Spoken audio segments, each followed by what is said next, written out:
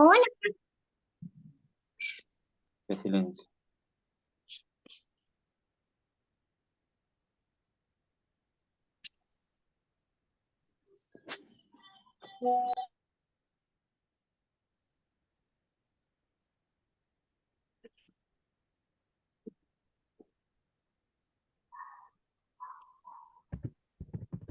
perdón, Deja el cuaderno. perdón.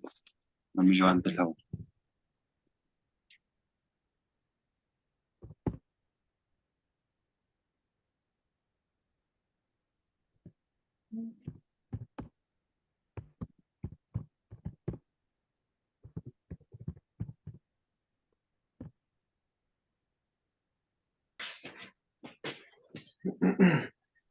No.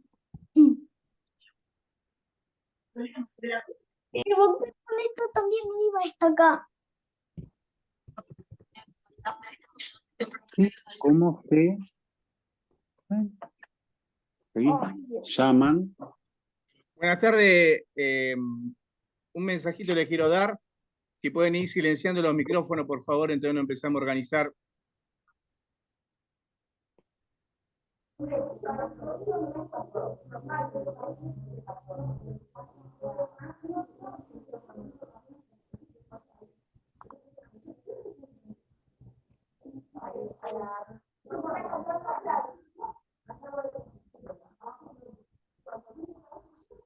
Sí. Gracias, Nico. Y tal vez un poquito. Bueno, un poquito a ver, buenas noches. Quisiera que silencien todos los micrófonos.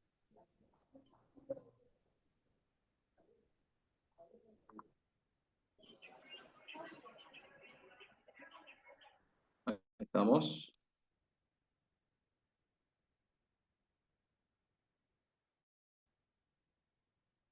Bueno, buenas noches, ¿cómo le va? Yo soy el doctor Jonathan Eduardo Vallejos y soy el director general del analista. El analista, como algunos saben, porque acá es una comunidad que viene trabajando en conjunto desde hace bastante tiempo, ya hace fácil 5 años, y ya más o menos algunos nos conocemos. Empiezo a buscar, está Carlos Gustavo Vélez, eh, tenemos un montón de gente que por ahí, Alejandro Tognolo, que siempre está, y siempre están gente que continúa con esas ganas de poder capacitarse, de poder escuchar a los expertos que saben, y por eso mismo nosotros a principio de año, como solemos hacer, tratamos de buscar algunas alternativas que también nos permitan conocer la actualidad, siempre sobre las 3 materias que versa el medio digital, que es seguridad, inteligencia y relaciones internacionales. Por eso decidimos crear estas jornadas estratégicas que van a tener 3 días de actividades. Hoy damos comienzo, vamos a tener mañana otra actividad con 3 expositores y el viernes con 4 expositores. Seguramente a cada uno de ustedes ya le ha llegado el cronograma, así que saben las temáticas y demás. Igualmente, cualquier duda que tengan, está el grupo de WhatsApp para que las evacúen. Si necesitan hacer alguna consulta, estamos siempre dispuestos tanto en la comunidad del analista, que hoy somos más de 700, casi 700 personas, y también en este grupo que se hizo al solo efecto de estas jornadas estratégicas. Esto por un lado. Por otro lado, agradecerles que hoy 95 personas un miércoles estén acá, que eso es fundamental, más todas aquellas que ahora también están en YouTube. Así que más que agradecido a todos por el acompañamiento de siempre. Por un lado, tenemos como invitados, que por ahí no veo si está acá, pero sí se ha comunicado con nosotros y ha pedido que efectivamente estar en esta jornada, y es la doctora Karina Lorena Mantelli, que es la directora general del Servicio Penitenciario de San Luis. Así que agradecemos el interés con la temática. También he visto que se han incorporado varias gente de esa provincia, así que más que agradecido a los puntanos, como se dice. Por otro lado, también una mención que es muy importante y tiene que ver con la cantidad de personas que se inscribieron, más de 300 personas, y esto también da la pauta de lo federal que se está convirtiendo en analista y lo internacional, porque actualmente entre los inscriptos figuran aproximadamente de 13 países, inscripciones de 13 países, y asimismo también de 17 provincias. Así que más que feliz con todo el trabajo que viene desarrollando el analista, agradecido también a cada uno de los miembros, que hoy actualmente somos 32 y venimos creciendo cada vez un poquito más. Por otro lado, la persona que se inscribió, la número 300, que es la señora Natalia Lorena Correa, va a recibir la certificación gratuita. Así que eso como para que después se comunique con nosotros y posteriormente en el grupo de WhatsApp se va a dar toda la información concerniente a la certificación arancelada.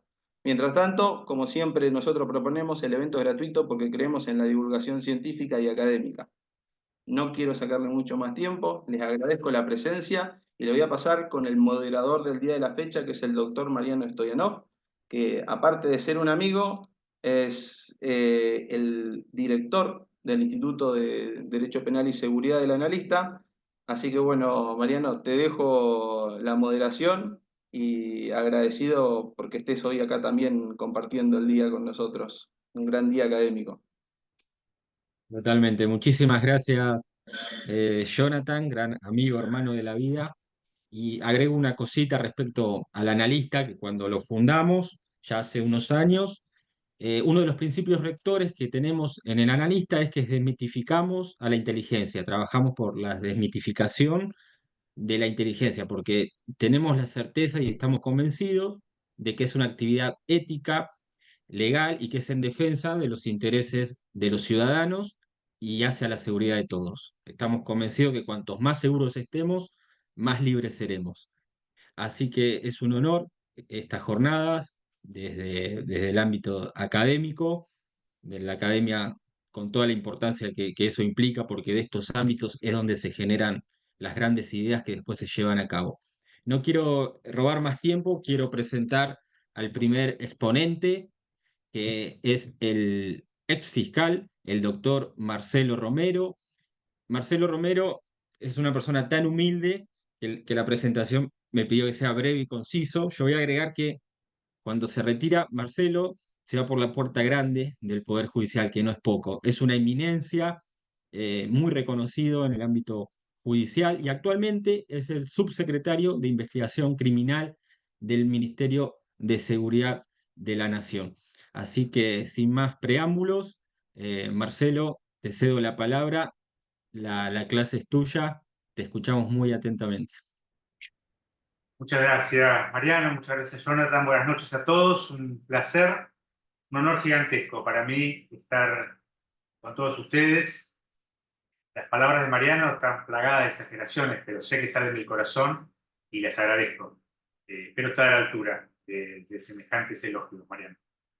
Bueno, cuando creía que ya me calzaba el jogging y las zapatillas después de dejar 35 años, mi segunda casa, el Poder Judicial, el Ministerio Público, la vida nos sorprende, y eso es lo maravilloso de la existencia, con un nuevo llamado, una convocatoria de la señora Ministro de Seguridad de la Nación, señora Ministra, se dice, la doctora Patricia Bullrich, para integrar la planta funcional del actual Ministerio de Seguridad, es decir, la función ejecutiva, algo que yo era completamente inédito en mi vida profesional. Desde estudiante de abogacía integré el Ministerio Público Fiscal, y después de algunos años ya como fiscal en el Departamento Judicial La Plata, provincia de Buenos Aires, para aquellos que nos están escuchando de otros puntos de América, la principal provincia argentina. Bueno, espero estar también en este caso a la altura de la convocatoria. Ya van 4 meses de gestión y, claro, uno se encuentra del otro lado de la función, porque cuando uno es magistrado judicial, en el caso del fiscal, un magistrado requirente que trabaja permanentemente con las policías y las fuerzas de seguridad, siente ese apoyo, esa ayuda, esa colaboración, que no es un favor, sino que es una colaboración legal, es la tercera función de cualquier policía, de cualquier fuerza de seguridad, ser auxiliar de la justicia, auxiliar del Ministerio Público, en tal vez lo más cardinal de la averiguación de la verdad, que es la investigación, partiendo desde el lugar del hecho. Es decir, la investigación del hecho criminal va a ser determinante para el día de mañana, en el gran momento procesal, al decir del doctor Mayer y el doctor Binder, en el momento del juicio oral, se pueda destruir o no el estado de inocencia de él o los imputados y llegar a la verdad histórica de los acontecimientos científicamente comprobable. Esto se fue editando en los últimos tiempos, ya no es más esa prueba tasada matemática, sino que hoy tenemos que comprobar científicamente y confrontar a la defensa para que el estado de inocencia de toda persona sometida al poder punitivo del Estado quede destruido por el Ministerio Público Fiscal en los casos donde hay sistema acusatorio que lentamente, tal vez demasiado lentamente, se está instalando en todo nuestro querido país. Sistema acusatorio, obviamente que esto lo sabemos todos, pero no está de más repetirlo, es la distribución de roles y funciones de acuerdo a la realidad constitucional latinoamericana, es decir, el Ministerio Público a cargo de la investigación penal preparatoria o sumarial o de prevención, o como se llame en las respectivas jurisdicciones, y los jueces en su tarea de tercero imparcial, exclusivamente para la sagrada tarea del juzgamiento, de la decisión, de establecer si el hecho cometido está dentro del catálogo de o los códigos penales cuando estamos hablando también de otros países. Bueno, en esta nueva función, para satisfacción personal, me encontré con las fuerzas federales con las cuales había trabajado, pero de forma escasa, ya que en la provincia de Buenos Aires trabajamos fundamentalmente con la policía provincial, eventualmente con el servicio penitenciario bonaerense, pero muchas veces tuvimos que recurrir a las fuerzas federales cuando la propia policía o el servicio penitenciario estaba involucrado de alguna u otra manera en la investigación. Y me encuentro con efectivos de fuerzas federales con un entusiasmo admirable. Y yo no soy político, ni lo quiero ser, pero estoy en una actividad ejecutiva del poder político, donde la ministra actual de la República Argentina ha incentivado a todos y cada uno de los integrantes de esas fuerzas federales, y en mi opinión personal, y sé que hay muchos integrantes de las fuerzas en el aula virtual, les ha devuelto la dignidad. Una dignidad que, por lo menos, para no ser injusto, estaba retaseada en otras administraciones. Bueno, con este combo comenzamos a trabajar, hay muchísimo por hacer. Estábamos charlando antes del inicio oficial de esta charla, de este curso, con otros docentes, con otros especialistas. Hay mucho por hacer. Porque ya no estamos hablando de crimen improvisado, ya no estamos hablando del motochorro, no estamos hablando del descuidista, no estamos hablando del hurto o del robo con armas, que no estoy minimizando lo que puede sufrir la víctima en cada uno de estos hechos. Estamos hablando ya a nivel federal, a nivel nación, a nivel región, de delito organizado, de crimen organizado, de industria criminal. Ya no estamos hablando de la persona que organiza, a lo mejor con una mínima logística, con cierto grado de preparación, con alguna, comillas, inteligencia, un robo a un banco, un robo a una financiera, un robo a una casa. Piratería del asfalto, que era lo más organizado que teníamos a nivel provincial. Estamos hablando de delitos que son de manual del crimen organizado. Y vamos a poner de ejemplo el mismo, aunque no me voy a adentrar en él porque hay especialistas que van a hablar específicamente del narcotráfico. El narcotráfico no es solamente la compraventa de tóxicos, la compraventa de estupefacientes. Hay una industria criminal donde tenemos no solamente la compraventa de estupefacientes prohibida por la ley, sino también está el sicariato, hay homicidios, hay amenazas, hay extorsiones, hay lavado de dinero. En esta industria criminal no solamente está el que controla la entrada y la salida del estupefaciente prohibido, el que la vende, el que la trafica, el que la traslada de un punto a otro, sino que hay abogados, obviamente delincuentes, no estoy hablando de defensores, estoy hablando de aquellos que integran, y remarco esto, la industria criminal. No estoy hablando del defensor que tiene todo el derecho cualquier imputado a contar con su patrocinio letrado. Estoy hablando de aquel que integra y que comete el delito con algún grado de participación. Hay contadores de igual manera. Hay políticos, hay funcionarios, hay integrantes de las fuerzas de seguridad, hay integrantes de las aduanas. Es decir, el narcotráfico tiene tanta cantidad de dinero, sobre todo en efectivo, que corrompe cualquier estructura. Por eso se habla de crimen organizado, por eso se habla de crimen que penetra capilarmente a toda nuestra sociedad. No es solamente, reitero una vez más para que quede claro, no es solamente la compra-venta del estupefaciente.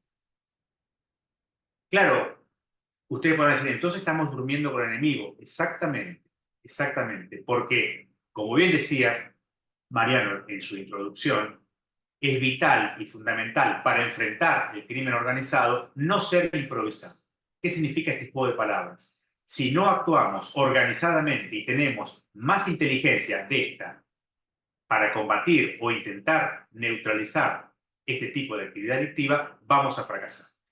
¿Con qué se comienza? Con la inteligencia criminal. Algo que fue en este país, lamentablemente, denostado desde la restauración democrática en 1983. Los motivos todos los conocemos. La mala utilización de la inteligencia militar durante la dictadura militar para cometer los crímenes que se cometieron, que la historia lo reconoce y que es histórico para todo el mundo, esa actividad esencial para cualquier comunidad jurídicamente organizada fue bastardeada. Se bastardeó no solamente la actividad, sino también a sus agentes, a sus analistas. Y últimamente, ya en épocas democráticas, analistas de inteligencia formados en las escuelas de inteligencia de las fuerzas de seguridad, en la Escuela Nacional de Inteligencia, que es un orgullo para nuestro país, fueron también bastardeados porque se los utilizó para el espionaje político, para el chusmerío de peluquería, para el chusmerío de café, para espiar al rival político, al sindicalista, al estudiante o al periodista y después extorsionarlo.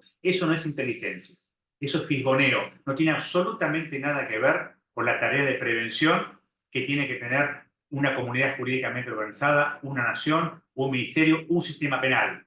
La inteligencia es el primer paso de la prevención. Es imposible hacer prevención sin inteligencia criminal científica, sin todos los pasos con los cuales se trabaja la información, que obviamente también van a ser realizados por otros expositores. La inteligencia criminal fue el primer paso que hubo que reconstruir y que se está reconstruyendo. Decía otro de los docentes que es necesaria la capacitación permanente, siempre hay que estar un paso adelantado. No se puede ser paranoico, tampoco tremendista, mucho menos improvisado. Fíjense ustedes el equilibrio que hay que tener, casi un equilibrio de magistrado, porque la información puede ser verdadera, la información puede ser una media verdad, la información puede ser una pista falsa, o en la propia reunión de información podemos tener a personas que están trabajando para que creamos que esa información es la correcta y ahí la contrainteligencia. En fin, tengo que ser prudente en lo que voy a decir, ustedes lo saben muy bien, la actividad de inteligencia es una actividad no secreta, pero es una actividad discreta, es una actividad reservada, es una actividad confidencial, pero podemos hablar de generalidades. Se está trabajando con profesionales altamente capacitados y con profesionales que se están capacitando y entrenando en el campo y en la academia, en lo que es la inteligencia criminal con esta nueva realidad. Hablo del narcotráfico, pero también hablo del terrorismo. Hablo del terrorismo, pero también hablo de la trata. Hablo de la trata, pero también hablo del contrabando. Y también de los ciberataques. Todos delitos que trascienden nuestras fronteras. No son delitos domésticos, son delitos transnacionales. Muchas veces tan transnacionales que pueden estar del otro lado del país, del otro lado del mundo, mejor dicho, del otro lado del planeta, sus orígenes o sus comandos. Hoy en día un narcotraficante puede estar dirigiendo su organización desde su yate en Marbella, o desde las Bahamas, o a lo mejor desde un país vecino. Hay que aunar el trabajo conjunto con los países vecinos, con los países limítrofes y con los países de la región. Hay que tender lazos de las agencias de inteligencia en la medida que las leyes de las respectivas naciones lo permitan, compartir la información, compartir la capacitación, tener alertas tempranas, tener un entrenamiento similar. Pensemos por un instante, y no me quiero meter, reitero, por tercera vez en el tema de otros expositores, lo que es la hidrovía la hidrovía del río Paraná, es decir, el sistema del río Paraná, la hidrovía más importante de América del Sur, 5 países involucrados, 5 países involucrados, con un ingreso y egreso de embarcaciones de todo el mundo, de calado, donde el narcotráfico encontró en la ciudad de Rosario un santuario, pero no porque Rosario sea linda, o porque sea bella, o porque sea un lugar agradable, no, porque tiene el puerto de aguas profundas más importante de la hidrovía, porque están las entidades financieras en las cuales puede haber flujos de dinero para el lavado. El lavado de dinero es el talón de Aquiles de las organizaciones criminales, porque generan tanto dinero en efectivo que lo tienen que lavar. Si atacamos el lavado de dinero, podemos llegar a combatir en igualdad de armas al narcotráfico. No es solamente combatir al sicariato, no es solamente combatir al búnker, no es solamente combatir al que se instala en determinado barrio, en determinada zona para crear territorio. Tenemos que trabajar en el lavado. Y ahí hay que trabajar en forma interagencial. No es solamente la Fuerza de Seguridad, no es solamente la Agencia de Inteligencia, son además agencias que integran el Poder Ejecutivo, como las unidades de investigación financiera, y también es el Poder Judicial, porque la inteligencia del Poder Ejecutivo se reúne de información de fuentes abiertas. Cuando hay que excepcionar garantías constitucionales, es decir, cuando hay que intervenir una línea telefónica o una línea de internet o cualquier otra propiedad que sea necesaria a la orden de un juez, deja de ser inteligencia para transformarse en investigación. Esto que estamos diciendo, que es tan básico, que todos ustedes conocen, en el Estado argentino hasta hace muy poco tiempo estaba confundido.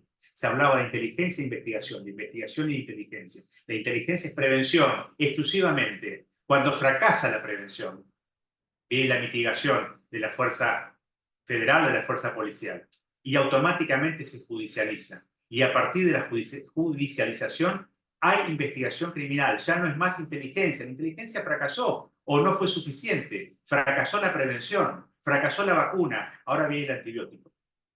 Ponemos esta comparación burda para establecer tal vez lo básico. Algunos de ustedes podrán decir, bueno, me están hablando de lo elemental, la primera clase de la escuela de inteligencia. Exactamente. Tenemos que volver a esa fuente y, como bien decía Mariano, desmitificar, desatanizar la actividad de inteligencia. Sin inteligencia no hay sistema penal. Ya no es que no hay prevención, no hay sistema penal, porque vamos a tientas, porque vamos a la búsqueda de choparnos con el delito. Durante años, durante muchísimos años, los ministros de Seguridad le dijeron a la comunidad que nos sostiene con el pago de los impuestos, vamos a poner más policías en las calles. Como si dar vueltas a patrulleros con las luces azules, en Argentina las luces son azules de los patrulleros, sirviese para algo. Como si la presencia del vigilante de la esquina, una estrategia de 1920, sirviese para algo frente al crimen organizado. El crimen organizado se ríe ante esto, se rió durante 35 años con estrategias vetustas, poniendo a la policía en las calles. La policía estaba en las calles y el vecino, el ciudadano de bien, el honesto, creía que con eso alcanzaba, que con eso sobraba, como en 1920. Los invito a todos ustedes, en sus computadoras personales o en sus teléfonos celulares, a googlear la película de Charles Chaplin, El pibe, The Kid.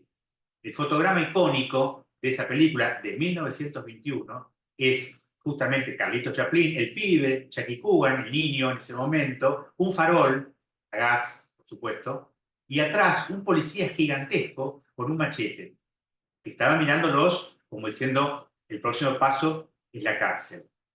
En 1920, tal vez el policía de la esquina, sin armas, simplemente con una cachiporra, alcanzaba para dar seguridad a la comunidad de entonces. Hoy en día pasaron 100 años y eso es solamente una postal de una película en blanco y negro, histórica, icónica, inolvidable, eterna, pero no deja de ser una película. Lamentablemente, hasta hace muy poco estábamos con esa estrategia. Hoy cambiamos. Esta reunión con 300 participantes es un buen augurio. ¿Por qué? Porque estamos discutiendo este tema, estamos capacitándonos este tema. Los que estamos en este momento discurriendo Estamos también aprendiendo con sus preguntas. Estamos también aprendiendo con sus objeciones. Estamos también aprendiendo cuando cada día surge algo nuevo. ¿Y qué hacemos con esto? Y fíjense esta modalidad de este grupo directivo. Y fíjense este grupo cómo está trabajando y cómo cambiaron las comunicaciones y cómo cambió la logística y cómo cambió la forma de ofrecer dinero para corromper y cómo hacen para contaminar un barco y cómo hacen para intentar sortear un control de gendarmería o de prefectura o de policía federal o de policía provincial. Cómo hacen inteligencia de la mala, cómo hacen contrainteligencia también de la mala, porque cuando el Estado no hace inteligencia como actividad, la hace el delincuente. Y vamos al delito común, al delito callejero, al delito improvisado. Muchas veces, frente a un domicilio, hay una persona mirando, analizando, sacando conclusiones, cuántas personas viven en esa casa, si la basura la saca la señora a las 7 de la tarde, si hay alguna anciana, si el perro que ladra es un perro importante o es un cusquito que solamente ladra, si hay rejas, si hay cámaras, si no las hay. Muchas veces mirando las redes sociales, en esta parte del mundo, nuestros compatriotas se desesperan por mostrar cada uno de los movimientos que hacen durante la semana, si están de vacaciones, en ese momento sacando una foto casi en vivo, diciendo al delincuente que esa casa está vacía.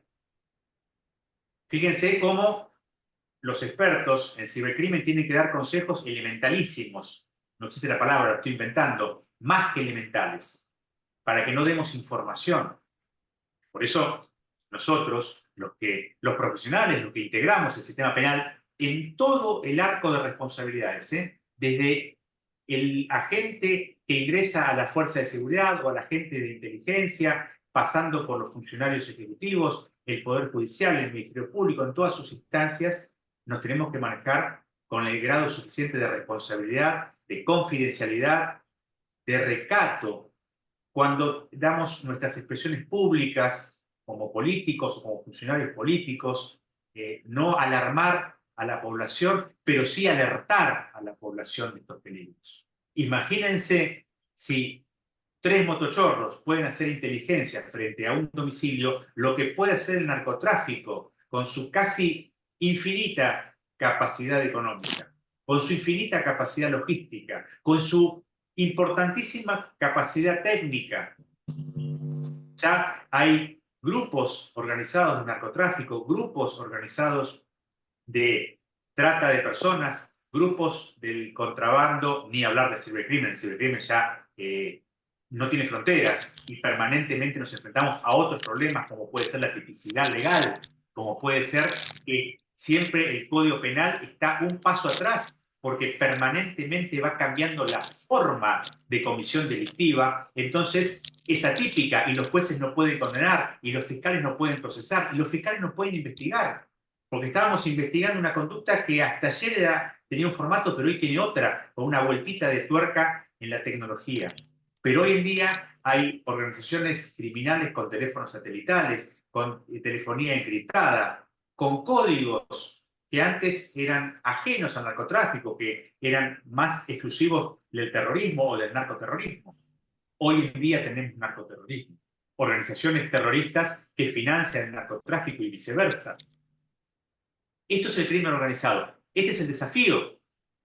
Desafío que se está enfrentando desde el Estado argentino, desafío con que también está enfrentando el Poder Judicial, sobre todo el Poder Judicial Federal, pero también los poderes judiciales provinciales y sus ministerios públicos, porque estamos frente al fenómeno de la convergencia criminal. Muchas veces se mata, existe el homicidio, porque detrás está el narcotráfico, o muchas veces está el narcotráfico frente a una cadena de homicidios, o al contrabando, o a la corrupción. Fíjense cómo van entremezclándose, entrelazándose diversas conductas delictivas que no pueden ser analizados en compartimentos estancos. Y sé que hay muchos integrantes de las fuerzas policiales, de las fuerzas de seguridad federales, todos recordarán, veo que son muy jóvenes, pero todos recordarán a sus mayores, cuando antes existían las divisiones, división homicidios, división robos y hurtos, división estafas y defraudaciones, es decir, compartimentos estancos, porque el delito, la conducta delictiva, eran compartimentos estancos. Hoy no.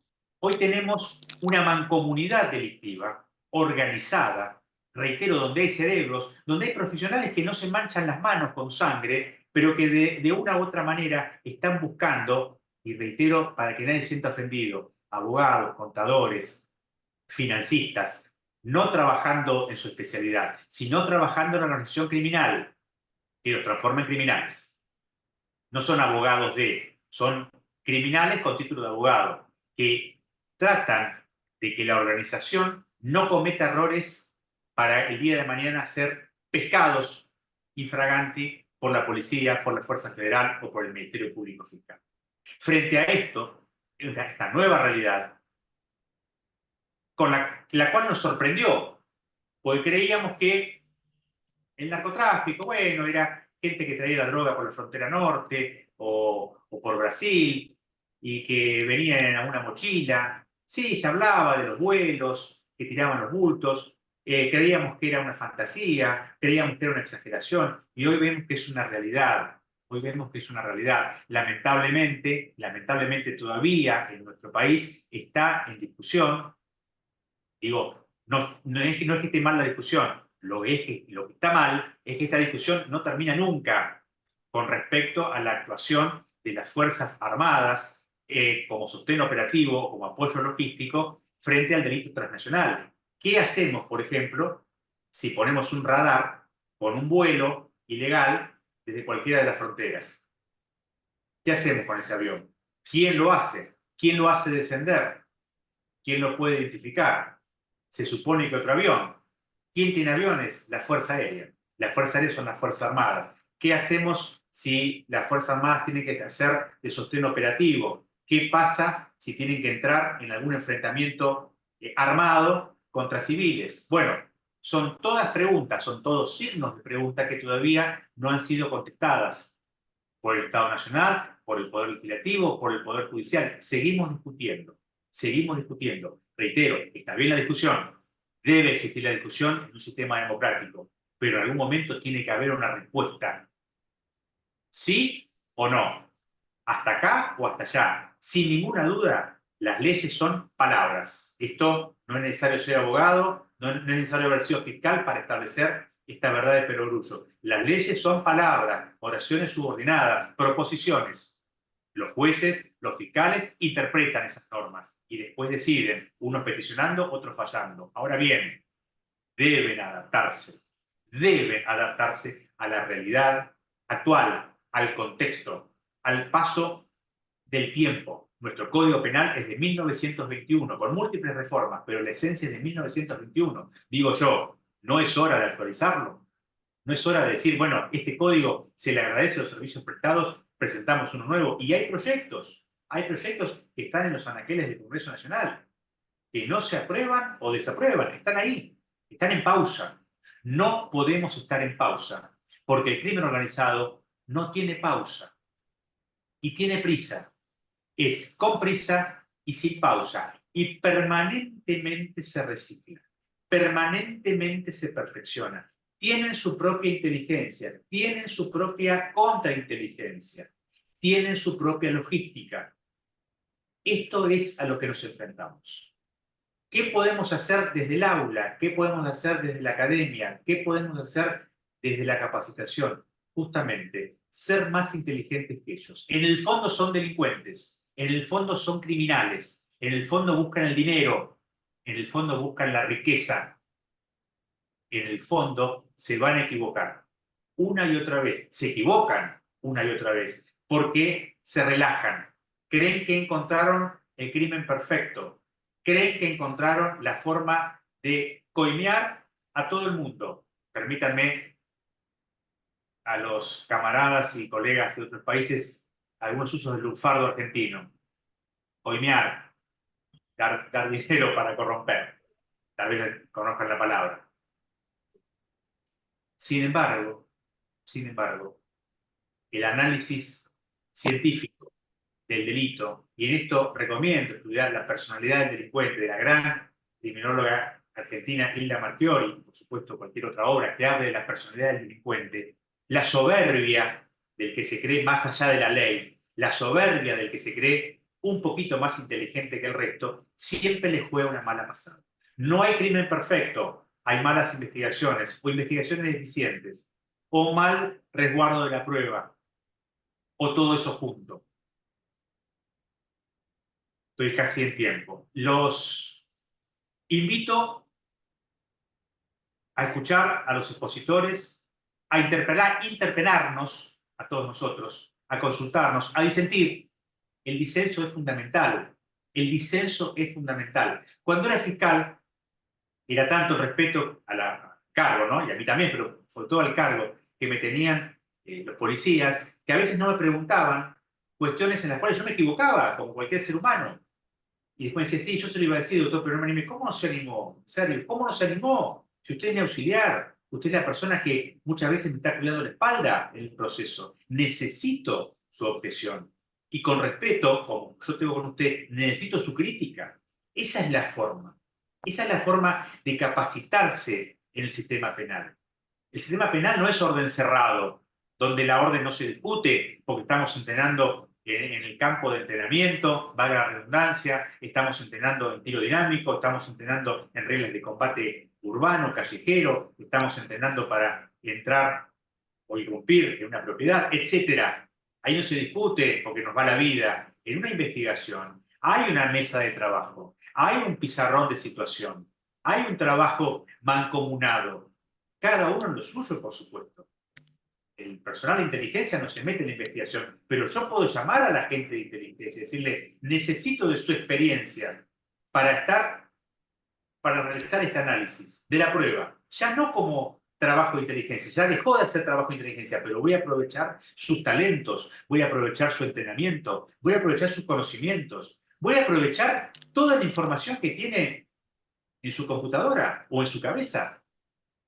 Y le va a servir también al investigador que trabaja mancomunadamente con el fiscal. No es que cada uno tiene que trabajar en su quintita y no entrelazarnos. Es la única forma, señoras y señores, de combatir el crimen organizado, de intentar neutralizarlo, de ser un poquito más inteligente que ellos. Ese poquito, esa pequeña distancia, va a marcar la diferencia. Y les aseguro que vamos a poder honrar nuestros trabajos, nuestra vocación y los que tenemos funciones públicas, nuestro juramento. Muchas gracias. Doctor Romero, muchísimas gracias. Siempre es un placer escucharlo. Yo tomé muchísima nota, como estoy seguro de que los más de 300 participantes han tomado nota. Siempre nos inspira a seguir trabajando, a seguir luchando por una mejor inteligencia y una seguridad muchísimo mejor. Y quiero hacerle extensivo el agradecimiento de todo el equipo del analista, no solo por el tiempo que nos dedicó hoy, sino que desde el minuto uno usted nos acompaña, nos respalda, es profesor, es docente y siempre desinteresadamente. Así que quiero hacerlo público, agradecerle y como decía Kant, la honradez es la mejor política. Así que Gracias. muchísimas gracias, doctor Romero. Ahora vamos a seguir con con este ciclo de exposiciones del más alto nivel. Acá sigo preparando la lapicera, agarro una hoja nueva porque el siguiente expositor es el doctor Fernando Zaragoza, que también con una humildad impresionante, que es la humildad de los grandes, me pidió que solo lo presente con lo que nos dicta el flyer, que es profesor del Centro de Estudios Europeos sobre Seguridad de George Marshall, pero que tiene una trayectoria impresionante, que nos llena de orgullo tenerlo hoy como expositor. Así que de mi parte, Fernando, presentarte y darte la palabra y tomar apunte porque sé que realmente siempre aprendemos mucho de vos. La clase es toda tuya. Muchísimas gracias, Mariano, y gracias a Johnny. Y siempre destaco el trabajo que están haciendo en el analista en hacer docencia. Hoy hablábamos antes de que comenzara la exposición que la mejor manera de poder cambiar la realidad es hacer docencia, es tratar bueno, de transmitir algunas ideas, algunas buenas sensaciones y algunos buenos consejos como como decía el expositor bueno, que me precedió. Realmente yo destaco que un funcionario del Poder Judicial, yo fui funcionario del Poder Judicial también, él fue magistrado, disculpe, se dé cuenta de la importancia de mejorar las capacidades de investigación de la justicia penal, ya sea la justicia ordinaria o la justicia federal. Y a veces me encuentro con algunos magistrados bueno, que no comparten este criterio, pero la realidad es que la Facultad de Derecho nos enseñaron otra cosa, enseñaron eh, a, nos enseñaron derechos, básicamente, y materias de investigación no tuvimos. Y los que nos interesa el tema y valoramos la importancia de esto, fuimos a adquirir este conocimiento a otros lugares. Así que realmente destaco la opinión del doctor Romero, realmente me asombró y bueno, la verdad que lo aplaudo en este sentido. Eh, Hoy voy a compartir una presentación, me gustaría para hacerlo más gráfico, estoy inhabilitado de Ahí, compartir, si se ahí te pudiera pongo como habilitarme, anfitrión, creo Fernando. que Johnny, bueno, gracias, te agradezco también, no sé si te mencioné, pero la labor que está llevando Jonathan es asombrosa. Bueno, vamos a ver ahora. No, espera, abrí mi pantalla, pero. Ah, ya está. ¿Ya se ve la presentación? No, No, Fernando, te no, agregué ni ahí. como anfitrión. Tenés que compartir la pantalla o compartir el PDF, el Bien, archivo. listo, ahí está, listo, perfecto. Listo, el PDF. Bueno, se ve ahora, ¿no? ¿Sí? Impecable, ¿Correcto? Voy a impecable. ponerla en plena. ¿Se ve completa? Bien, perfecto. Eh, El tema que yo elegí para hoy es tendencias del crimen organizado y del narcotráfico. ¿Tá? Por un tema de generalidad y especificidad voy a comenzar con este. No sé si vamos a tener tiempo para trabajar en el tema de narcotráfico. Pero, digamos que la primera pregunta, los temas que vamos a tratar es la situación del crimen organizado, el entorno internacional y las formas de analizarlo, la situación del narcotráfico, fenómenos observables del narcotráfico y algunos casos de países de la región de América del Sur y Central. Y la primera pregunta con la que uno convive todos los días es ¿cómo estamos trabajando en materia de narcotráfico y de crimen organizado? Y acá me gustaría, si alguno quiere responder, ¿qué opinión tienen? ¿Estamos muy bien? ¿Estamos bien? ¿Regular? ¿Estamos mal? ¿Estamos muy mal? Eh, y bueno, por ahí, si quieren, me responden al final de la exposición, pero bueno, me parece un buen punto de partida como para iniciar la discusión.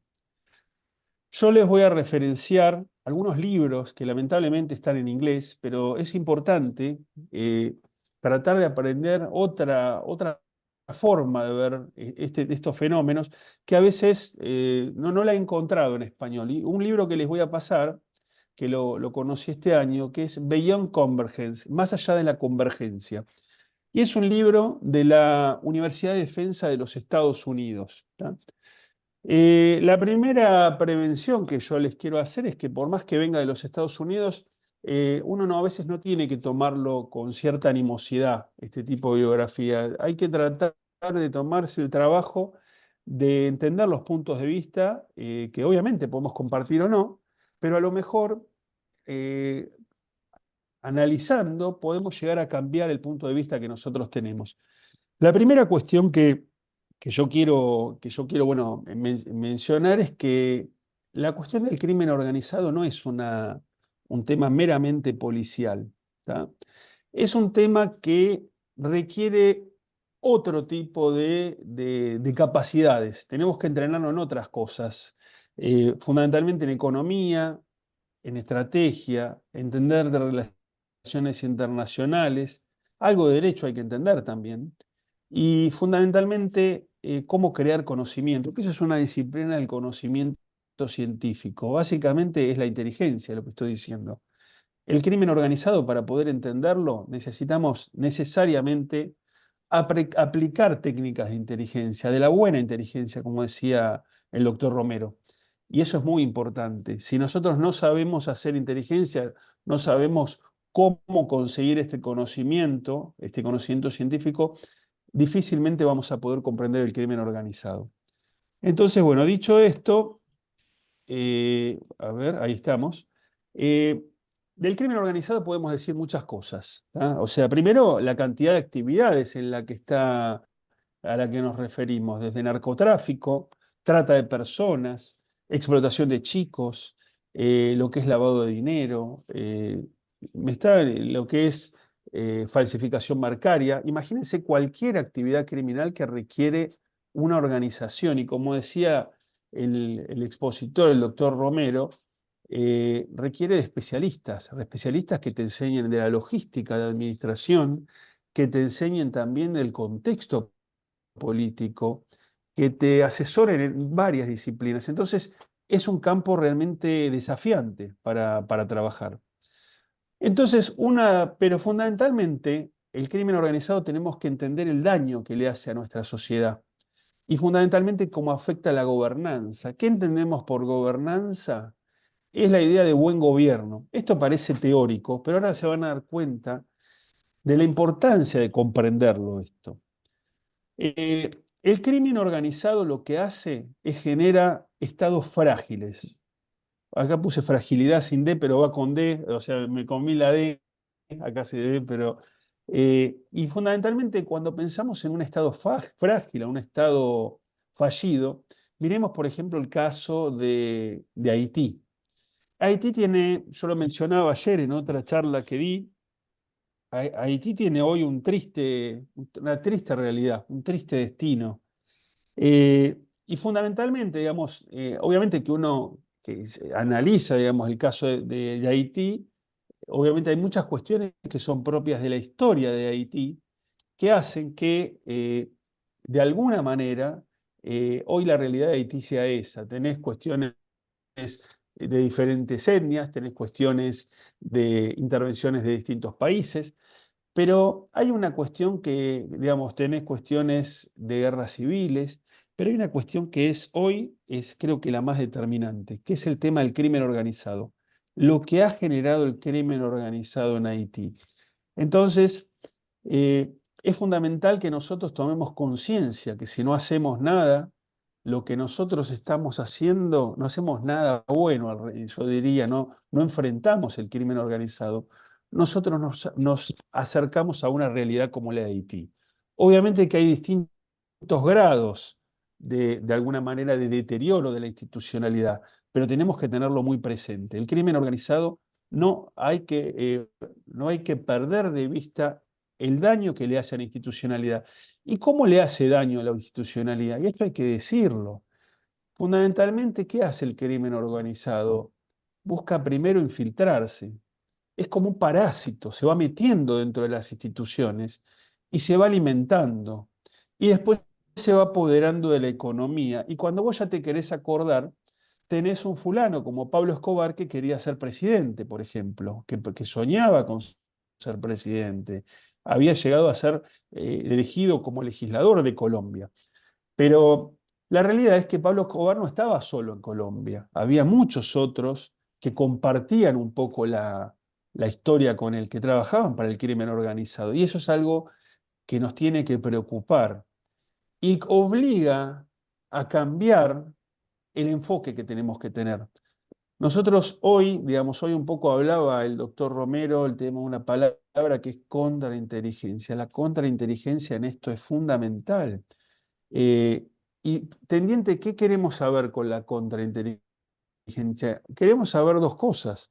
Queremos saber quién de nuestras filas trabaja para el enemigo, para el adversario, y por otra parte, lo que queremos saber, lo que tenemos que hacer es tomar precauciones para que el adversario no conozca nuestros secretos, nuestra información. Esto es fundamental.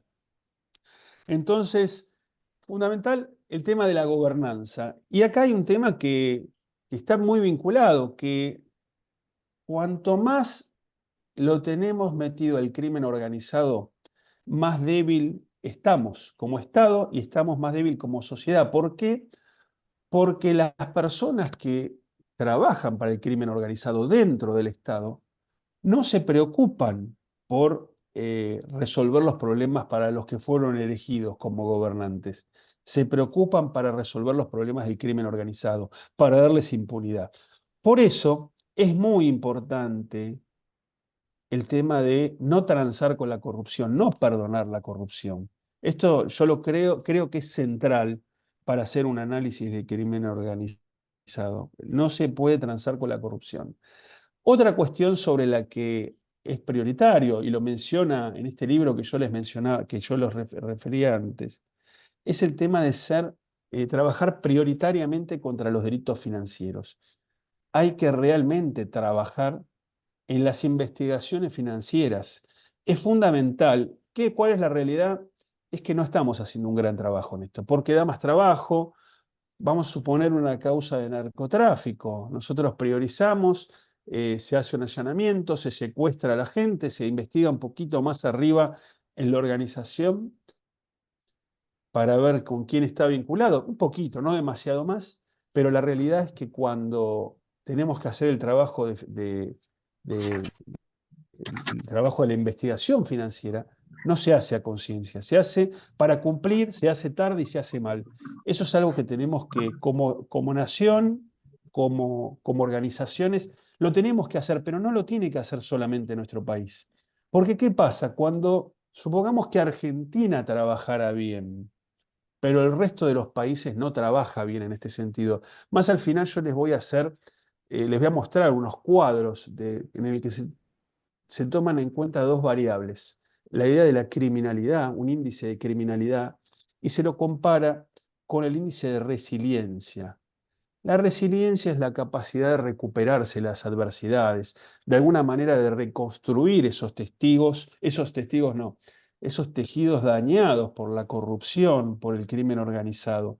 Entonces, es fundamental que cuando un país, que por ejemplo puede ser vecino nuestro o no hace bien las cosas, de alguna manera se transforma en un santuario para el crimen organizado y para el terrorismo, desde donde van a operar y muchas veces cuando van a tener la oportunidad nos van a terminar afectando. Esto nosotros lo vemos a diario, casos de países, yo me permito citar por ejemplo a Venezuela. Venezuela era un hermoso país décadas atrás. Lamentablemente hoy Venezuela es un narcoestado. ¿Y por qué es un narcoestado? Fundamentalmente porque las máximas autoridades, y hay reportes que lo dicen, las máximas autoridades de Venezuela están vinculadas con la actividad de narcotráfico, están vinculadas con el lavado de dinero, dan cobijo a organizaciones terroristas y organizaciones criminales de otro país, por ejemplo Colombia, por ejemplo el caso de Ecuador. Entonces es un tema que uno tiene que realmente tratar de que todos los países podamos avanzar en algún sentido. Ustedes lo van a ver reflejado cuando nosotros comparemos la relación, como yo les mencionaba antes, entre el índice de criminalidad y el índice de resiliencia. Y los países que más o menos, Argentina, a pesar de los problemas que tiene, no está tan mal. Digamos, estamos más o menos equilibrados. Todavía tenemos oportunidades. Hay países que, por ejemplo, Venezuela, va a ser muy difícil que se recuperen de una situación así. Le va a costar muchísimo. Y ya vamos a ir viendo un poco en este punto.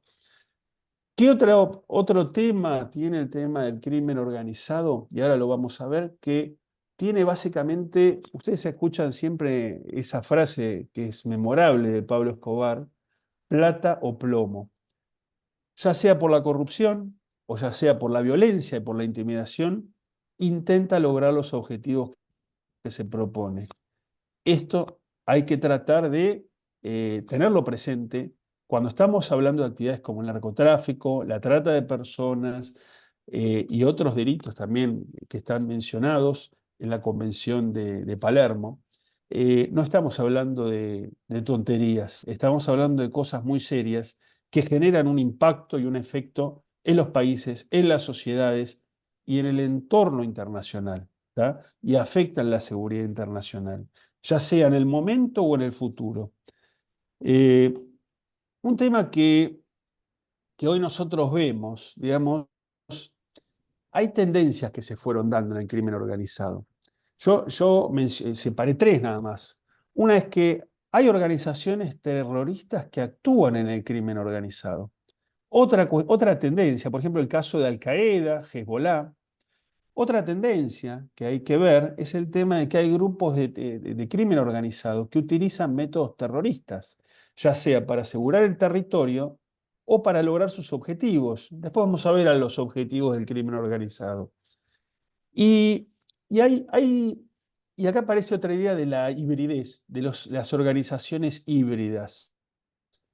Que la misma organización, ya no en base a una vinculación, sino que tiene esas dos cabezas. Adopta técnicas de crimen organizado y terroristas. Y acá un ejemplo, digamos, para nosotros más conocido es el de la FARC, Fuerzas Armadas Revolucionarias de Colombia, pero se ve mucho más claro cuando nos referimos a los Tigres de Liberación de Tamil, que tiene que ver con un país, digamos, son varios países de Asia.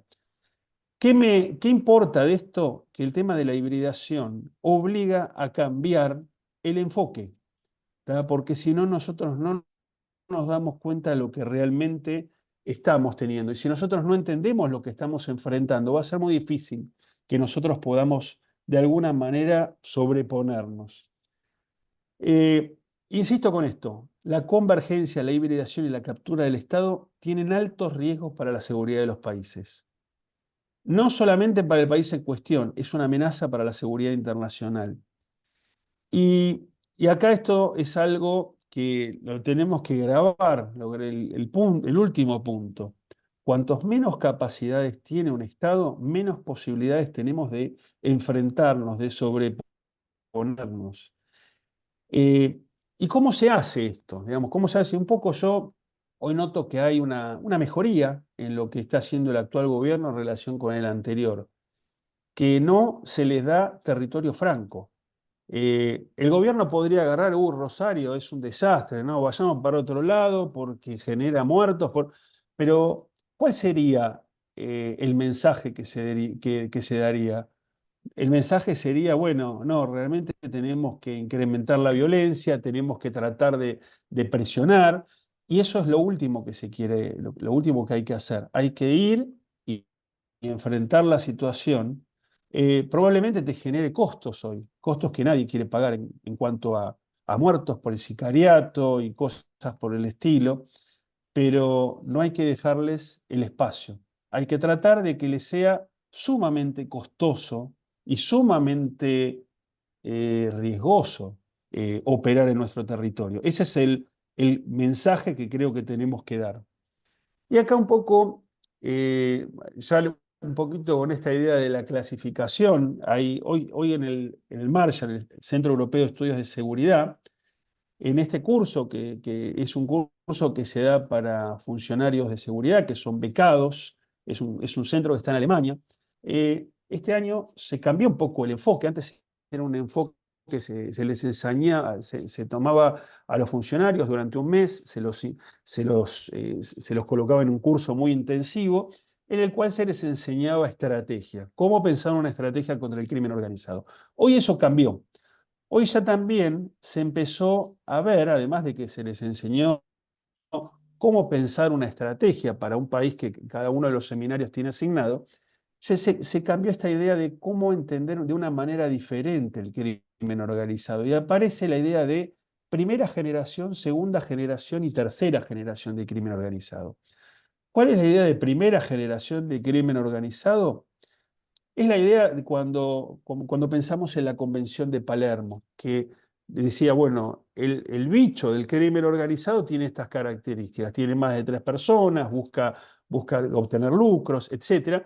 Y lo diferenciaba de los intereses que tenía el terrorismo, ¿tá? Que vamos a tener después una exposición de Alejandro Casaglia sobre este tema. Hoy, digamos, esa idea que antes parecía muy clara, con la idea de la convergencia, como yo mencionaba antes, vuelvo a poner quiero grabar esta idea, la idea de la convergencia, la hibridación y captura del Estado, esto cambió. Entonces se empezó a hablar una idea de esta segunda generación, que aparecen estos elementos, estas características que yo mencionaba antes. Y después aparece la idea de tercera generación. ¿Qué es esto de la tercera generación? Es la idea de que el crimen organizado actúa como proxy. Y fundamentalmente nosotros lo vamos a ver claro, lo vamos a ver bien claro cuando miramos algunos países que tienen la particularidad que podemos dudar de si son democráticos o no. Yo me refiero a Rusia, me refiero a China, me refiero fundamentalmente a Venezuela. Y en este caso, los actores criminales, pensemos en la mafia rusa, que opera en los países con mayor intensidad de los países cercanos a Rusia, tiene un doble objetivo. Por un lado, ganar dinero y por otro lado, generar una desestabilización. Y muchas veces la vamos a ver vinculada con actos terroristas, financiando actos terroristas, cometiendo atentados y generando, insisto, esta idea de desestabilización y de fragilidad.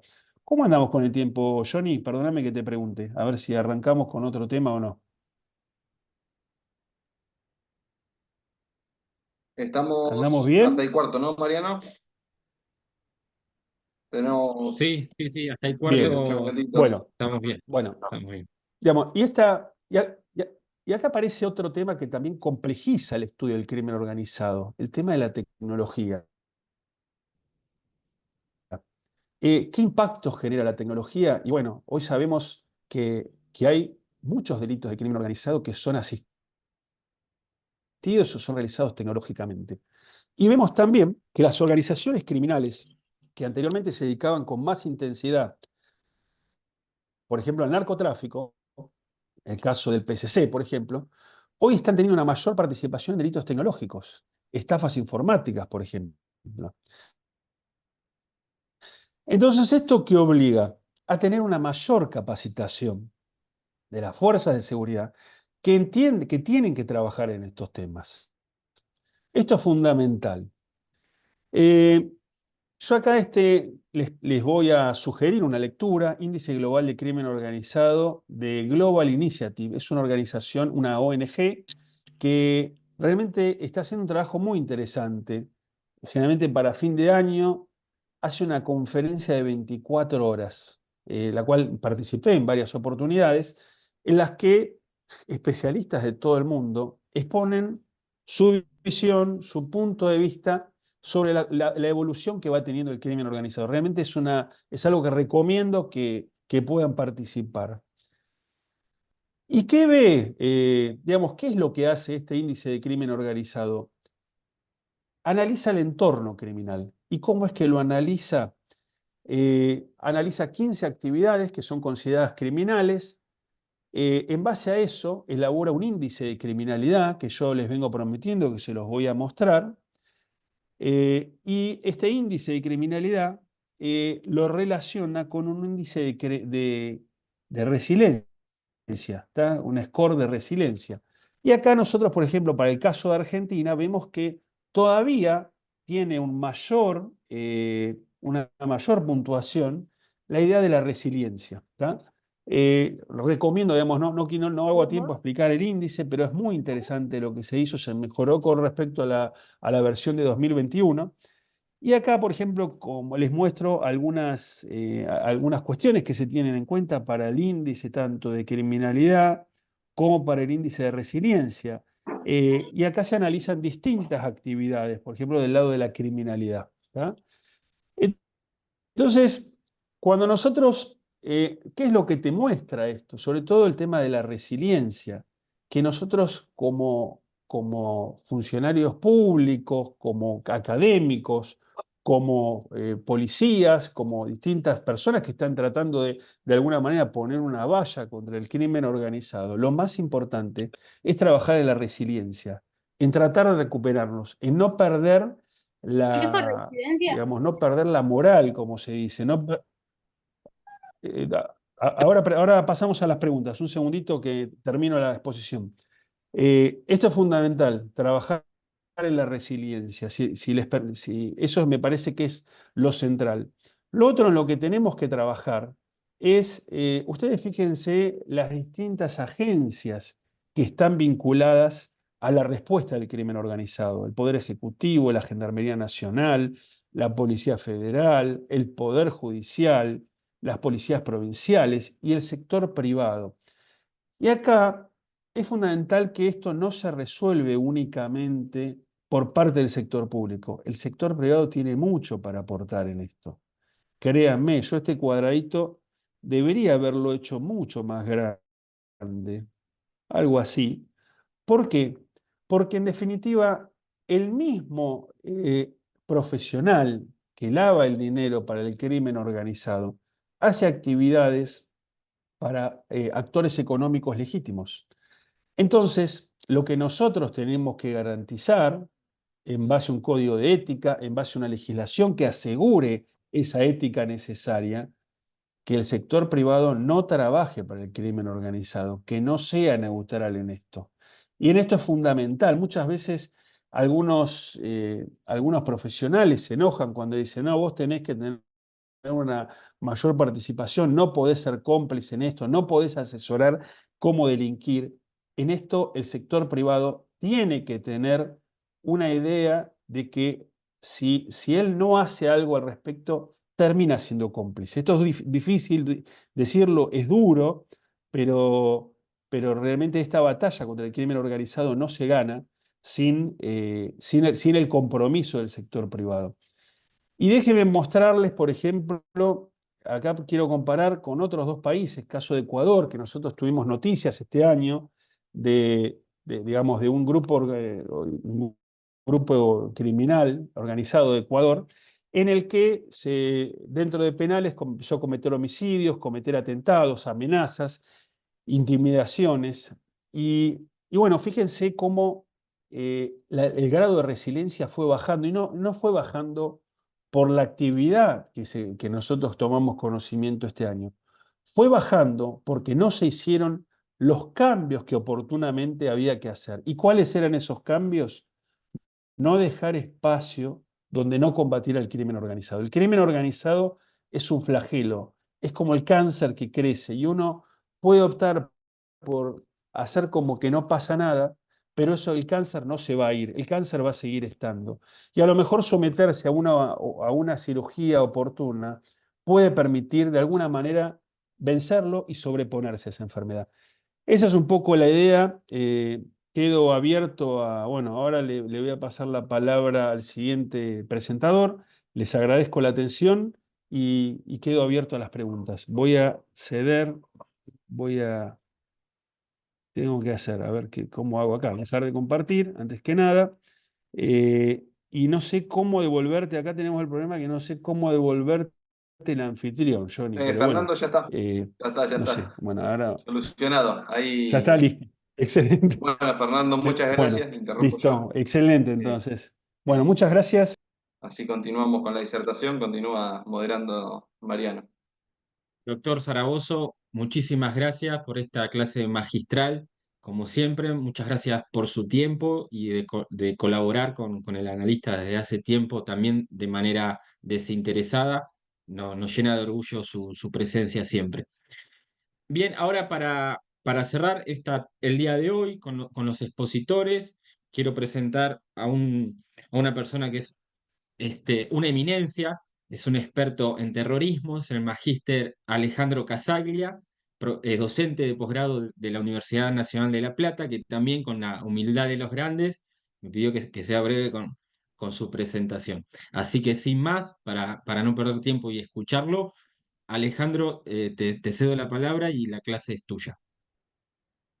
Bueno, gracias. Buenas noches a todos. En principio agradecerle al analista, a Jonathan, a Mariano y a todos los amigos del analista. Muchos de ellos es exalumnos, otros colegas, así que muchas gracias. Veo mucha gente conocida, conectada. Ahí está el comisario general Walter Cuello, la policía de San Luis, un gran amigo, que espero verlo pronto. Bueno, la verdad que en principio adhiero a cada palabra que han expresado tanto el doctor como los dos doctores, ¿no? Con los cuales con los dos compartí algunos espacios en algún momento y siempre ha sido un lujo y es un lujo para mí, un verdadero honor compartir este panel con ellos. Bueno, hablar de terrorismo, te preguntaba Jonathan, ¿cuánto tiempo tengo? Me dice media hora. Hablar de terrorismo media hora es como querer explicar, no sé, por qué con Messi no ganamos el Mundial anterior en el 2014. O sea, es conversar, conversar. O por qué la pelota el otro día entró o no entró en el arco de Boca y fue gol o no fue gol. Bueno, tan difícil como eso es explicar el tema del terrorismo. La actualidad del terrorismo estamos en un momento de los más complejos que podemos imaginar. Yo acabo de llegar hace 15 días de Medio Oriente.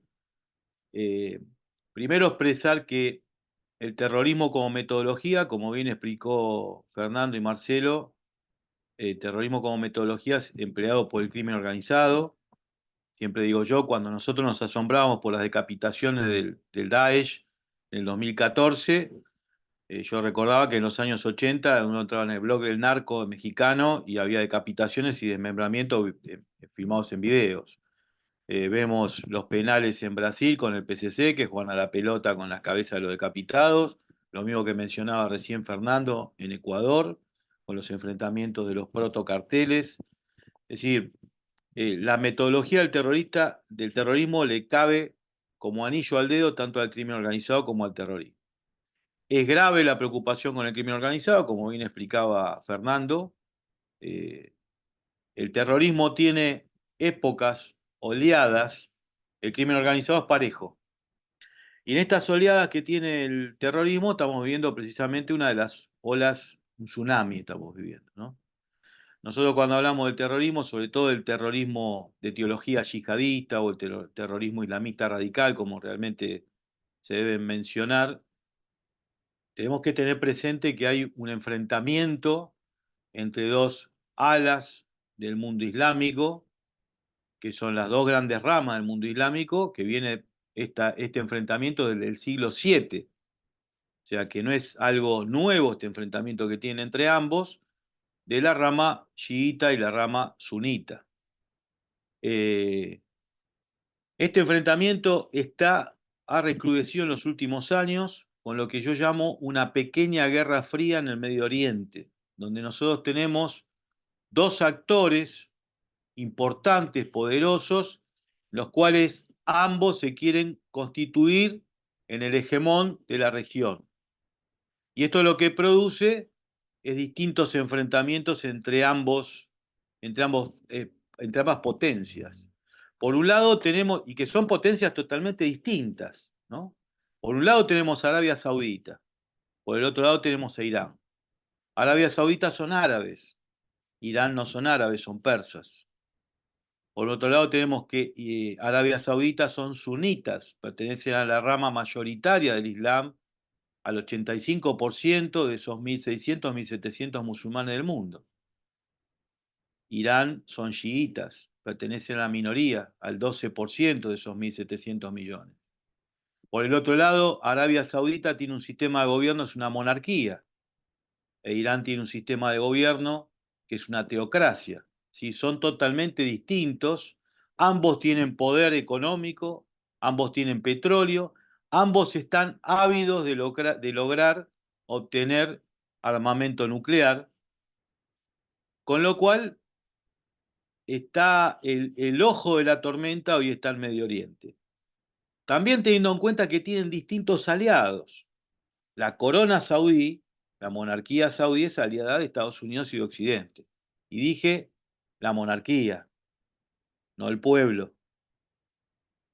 Y por el otro lado tenemos a Irán, que es aliado de la Federación Rusa. O sea, también que detrás de ellos hay actores muy poderosos. Hemos vivido en estos últimos tiempos episodios que no se habían dado nunca antes.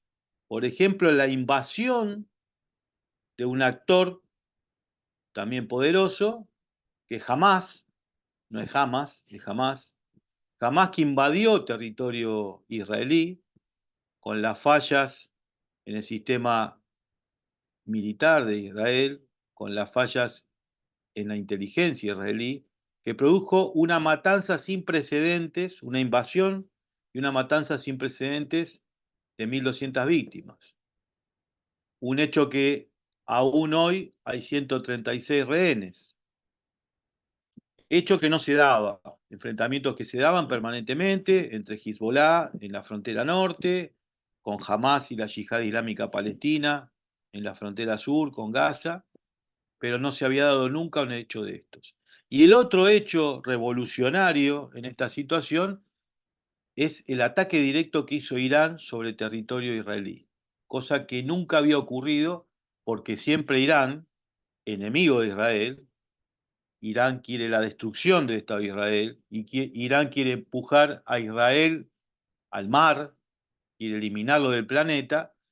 Todos los ataques que había hecho los había hecho a través de sus proxies, es decir, los grupos terroristas que Irán financia.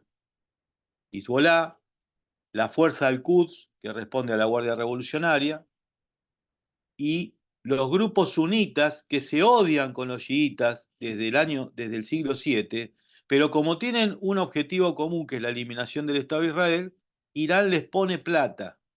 Irán les pone 700 millones de dólares a Hamas y otro tanto a la Yihad Islámica Palestina.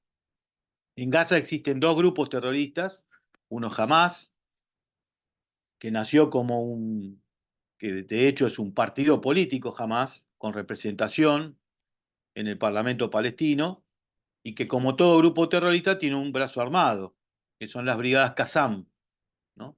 Del otro lado tenemos también la Yihad Islámica Palestina, que ideológicamente responden a la Hermandad Musulmana de Egipto, hermandad musulmana que no está sindicada como grupo terrorista por la mayoría de los países del mundo, pero que ha servido de sustento ideológico a todos los grupos terroristas yihadistas del mundo.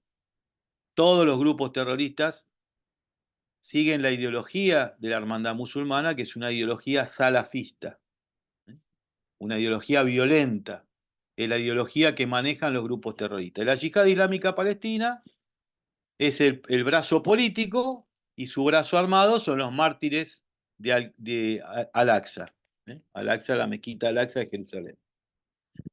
Lo mismo pasa con Hezbollah. Hezbollah es el partido de Dios, es un partido político que desde el año 82, que hizo la revolución, Hezbollah, empujado por Irán, en el Líbano, un país brillante, un país hermoso con mayoría de cristianos, que fueron perseguidos, exterminados, y que del año 82 Hezbollah rige los destinos de los libaneses, lamentablemente. Hezbollah es un partido político, tiene un brazo armado que son sus comandos.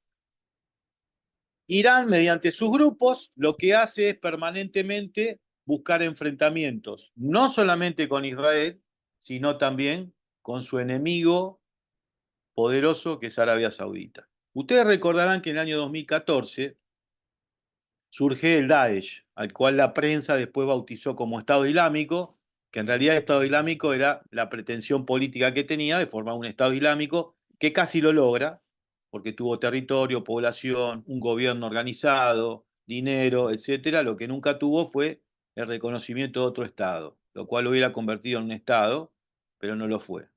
El Daesh en principio fue formado y financiado por Arabia Saudita con la simpatía de Estados Unidos y Occidente.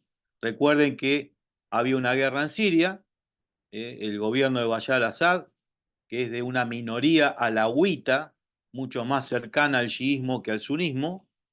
Bashar al-Assad entra en crisis su gobierno, se produce una revolución, empiezan varios actores a combatir, parte del ejército se le da vuelta. Como Siria es un aliado de Irán, Arabia Saudita ve conveniente y le dan pista a una facción que pertenecía a una célula que antiguamente había pertenecido a Al-Qaeda, que se llamaba Al-Qaeda en Irak. Se abren de Al-Qaeda por enfrentamientos diversos y se termina armando lo que se conoce como el Daesh, que es una sigla de una frase en árabe. Después la prensa le puso ISIS o Estado Islámico. Empiezan a combatir, empiezan a robarle espacio a los sirios, empiezan a apoderarse de pozos petrolíferos. En ese revoleo de problemas y circunstancias, empiezan a intervenir bombardeos rusos, bombardeos americanos. Los turcos aprovecharon para bombardear los campamentos kurdos, con los cuales tienen un enfrentamiento también histórico. Pero ¿qué hizo Irán? Irán envió a sus mejores generales de la Guardia Revolucionaria, que son los que dirigen la fuerza Al-Quds, que es un grupo sindicado por varios países como terrorista, no el caso nuestro, que no lo reconocemos, que recordarán el avión que estuvo secuestrado en el aeropuerto de Buenos Aires.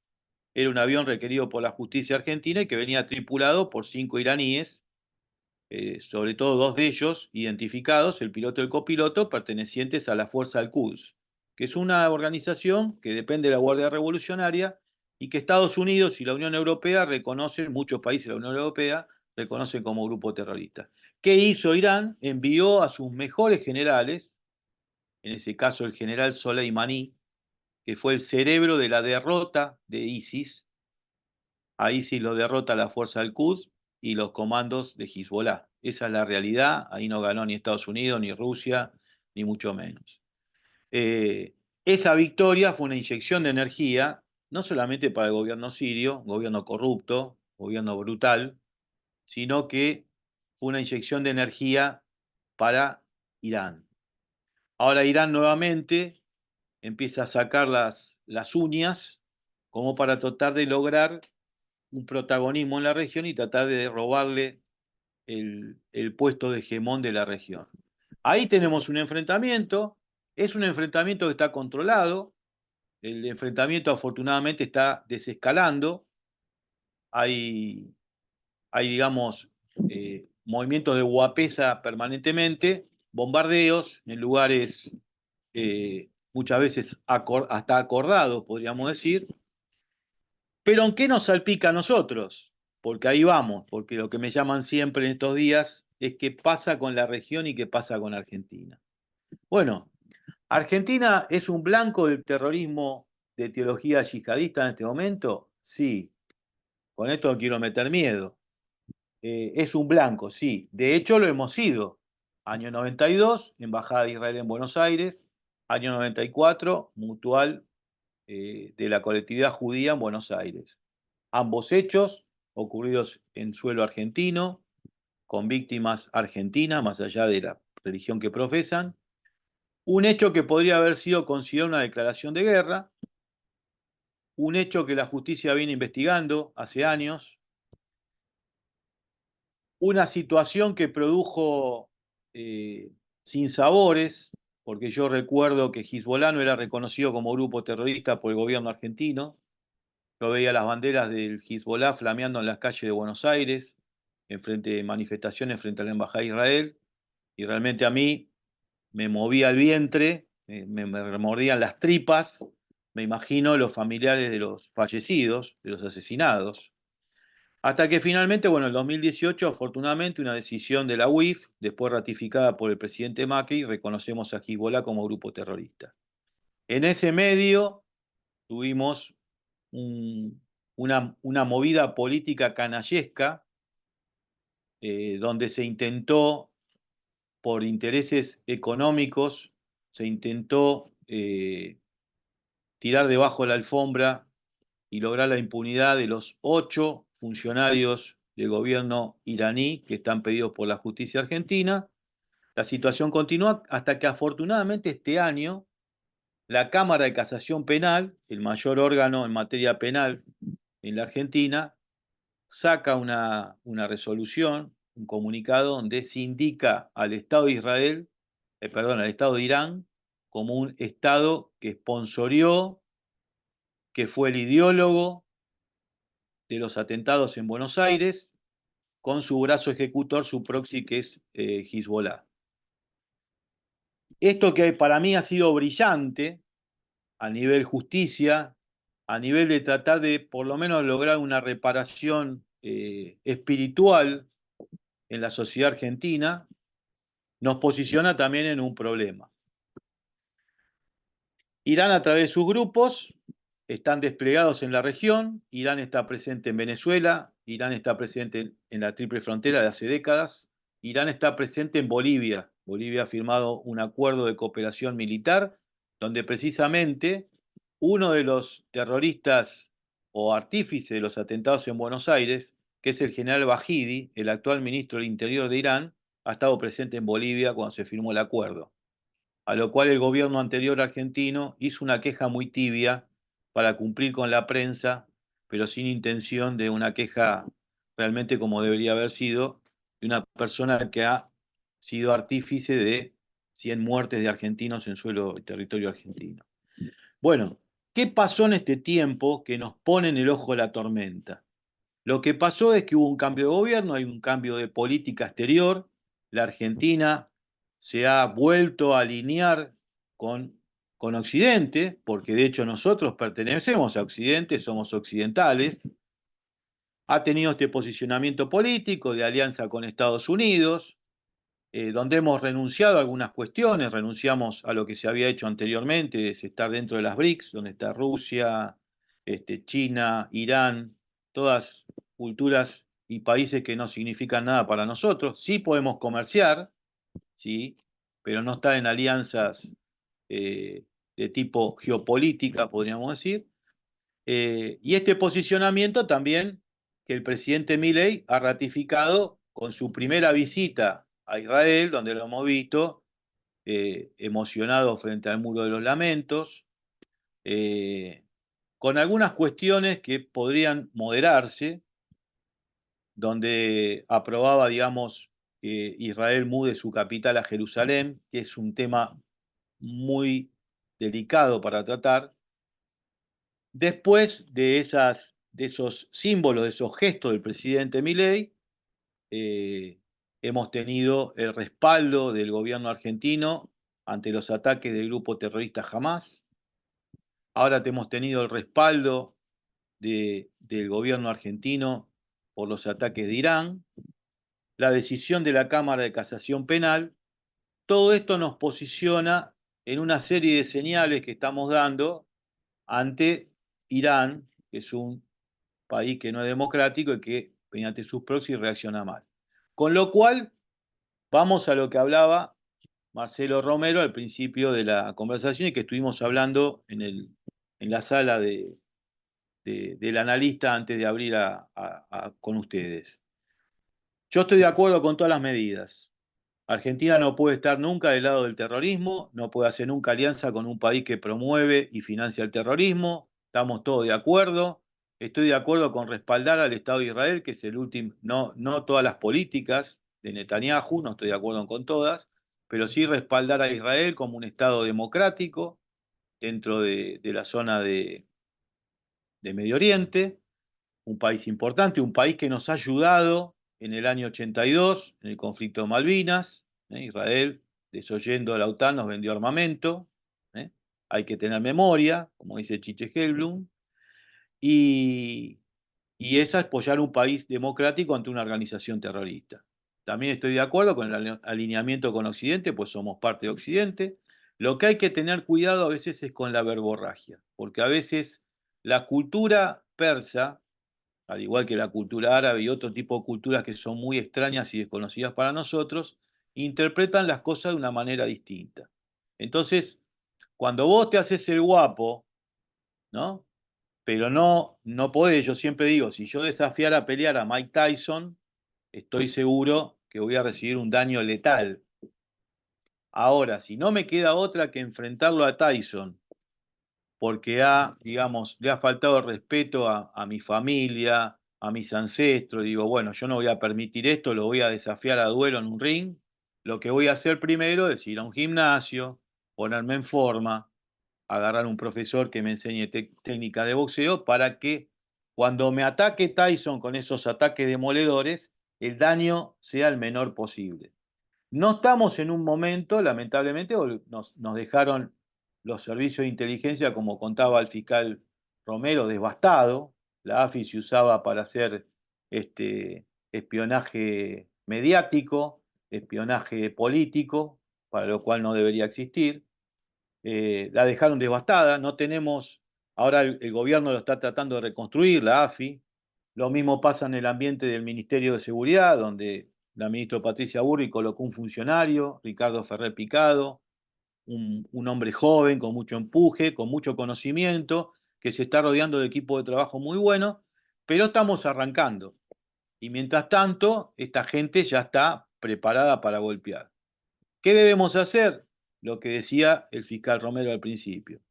Me preguntan los funcionarios. Capacitación, no tenemos gente capacitada o tenemos algunos así extraviados en alguna institución que conocen algo, no tenemos gente capacitada en el tema de terrorismo islamista, no tenemos logística, no tenemos medios y nos hemos peleado durante el gobierno anterior con todos los gobiernos aliados que son los que luchan contra el terrorismo y precisamente nos aliamos con los gobiernos que promueven el terrorismo. Entonces, hoy lo que tenemos que hacer es capacitar a la gente, en algún momento hay que capacitar, empezar a reconstruir los organismos de inteligencia, empezar a cooperar con los países amigos que están involucrados en la lucha contra el terrorismo y empezar a tomar algunas medidas que tienen que ver con el tema del control de las fronteras, el tema con los controles aéreos, lo que mencionaba el fiscal Romero. Bueno, ahora afortunadamente vamos a tener aviones,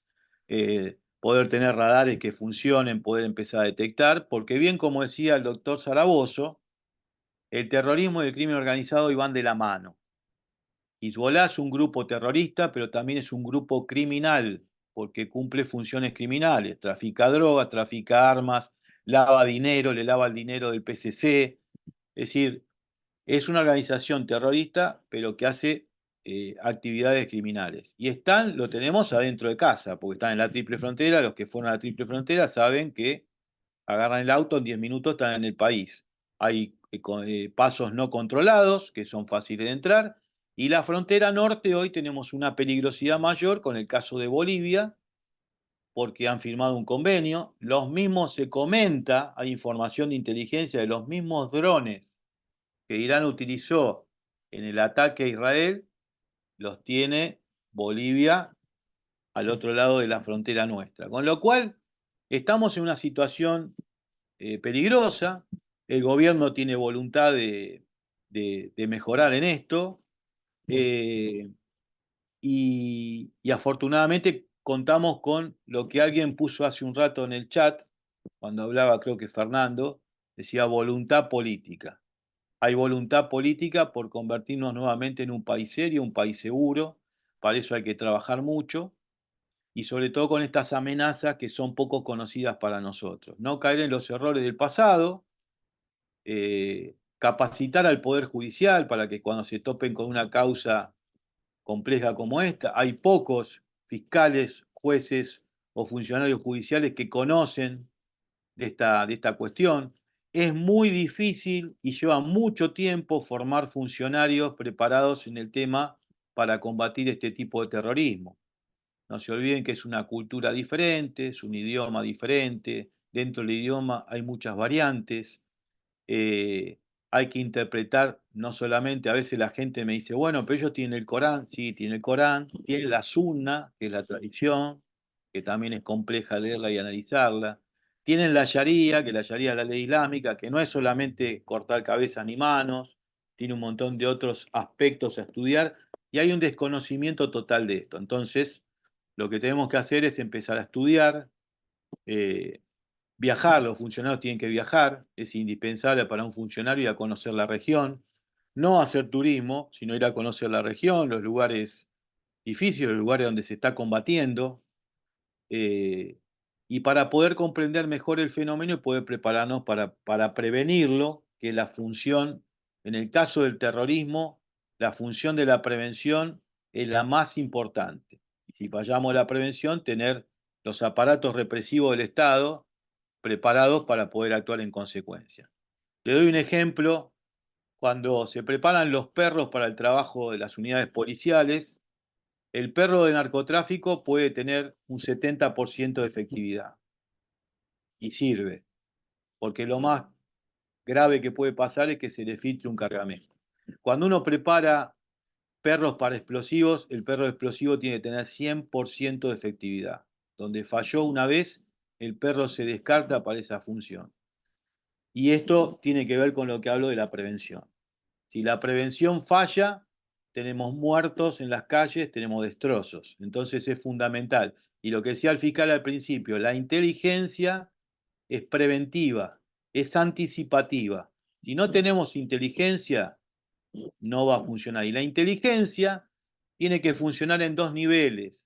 no solamente la inteligencia dentro del país, porque acá una vez que entró el virus, lo vamos a tratar de capear, pero la inteligencia en exterior. En la AFI y anteriormente en la CIDE, el servicio exterior se utilizaba para favores personales, donde se mandaban amigos a que estuvieran en una embajada y solamente mandaran información que salía en los diarios y no cumplieran con la función de inteligencia. Algunos funcionarios que yo conocí en la función sí cumplían esto, los menos. Necesitamos un servicio exterior de inteligencia que funcione, que nos permita anticipar el fenómeno antes que llegue a nuestras fronteras. Y para eso hay que dejar de lado el amiguismo, trabajar con funcionarios que sean funcionarios preparados, funcionarios honestos, que nos va a permitir hacer un trabajo preventivo y que no tengamos que lamentar después víctimas. Con lo cual, después de todo lo que les he hablado, se imaginarán que esto es complejísimo, por eso decía, explicarlo en media hora, 20 minutos cuesta mucho. Prefiero cortar antes y dejar espacio para preguntas, porque seguramente de lo que hablé tendrán muchas preguntas, muchos interrogantes, y prefiero dejarlo abierto para que pregunten y poder tratar de contestar de lo que uno conoce, de haber trabajado con los árabes, de haber estado en Medio Oriente, de haber trabajado con los israelíes, con los americanos, conocer un poco de este tema, que aparte que me apasiona, reconozco que es complejo, pero bueno, tratamos de sumar nuestro granito de arena. Así que creo que corto acá, porque no sé si están perdidos, si están confundidos, y prefiero responder preguntas a seguir hablando y seguir confundiéndolos cada vez más. Excelente, Alejandro, como siempre, te agradecemos tu tiempo, tu generosidad, porque también de forma desinteresada siempre nos acompañás y siempre estás dispuesto a ilustrarnos y a darnos esa esperanza de seguir luchando por la seguridad de nuestro país, ¿no? Bien, te leo una pregunta, ya que tu voluntad de contestar algunas preguntas, tenemos muy poco margen de tiempo, pero te leo una que es una que leí acá al pasar, elijo al azar para no ser injusto con todos, están todos muy interesados, te agradecen infinitamente en el chat, que dice, bueno, excelente Alejandro Casaglia, muy interesante la correlación para entender cómo surgen todas estas amenazas mundiales y su presencia en nuestro país. Tenemos que defender la actual voluntad política de trabajar y estudiar estas amenazas. La pregunta era del chat de arriba. Dice, doctor, el comunicado oficial emitido hoy por el Ministerio de Seguridad sobre la detención de los implicados en el atentado a la sede AMIA, ¿aumentó el riesgo de convertir el terrorismo en objetivo terrorista islámico? Sí, todo lo que hagamos nosotros, que es correcto, por ejemplo, lo que hizo la Cámara de Casación Penal, lo que hace el presidente cuando hace sus discursos y apoya a Israel, esta declaración de pedir, en realidad son señales que no van a producir ningún cambio. A Bajidi no lo van a detener, Bajidi no lo van a poder detener, nunca va a venir a atenerse a la justicia argentina, nunca va a ocurrir. Pero sí lo que decía yo, nos da lo que es la justicia espiritual, de decir, nos quedamos tranquilos de que estamos trabajando por la memoria de los fallecidos, por la memoria de todos los daños que se hicieron, los afectados psicológicos, porque el terrorismo, aparte de tener muertos y heridos, tiene los heridos psicológicos, que a veces no se cuentan y que son los más, porque después la gente está asustada, que es el principal objetivo del terror. Entonces esta declaración pidiendo la captura del general Bajidi, por supuesto que es una señal que va sumando, es la gota que va sumando, pero lo que hay que entender es lo siguiente, y esto sí lo quería hablar antes, tiene que ver con la pregunta, y lo quería hablar antes y en un momento se me fue.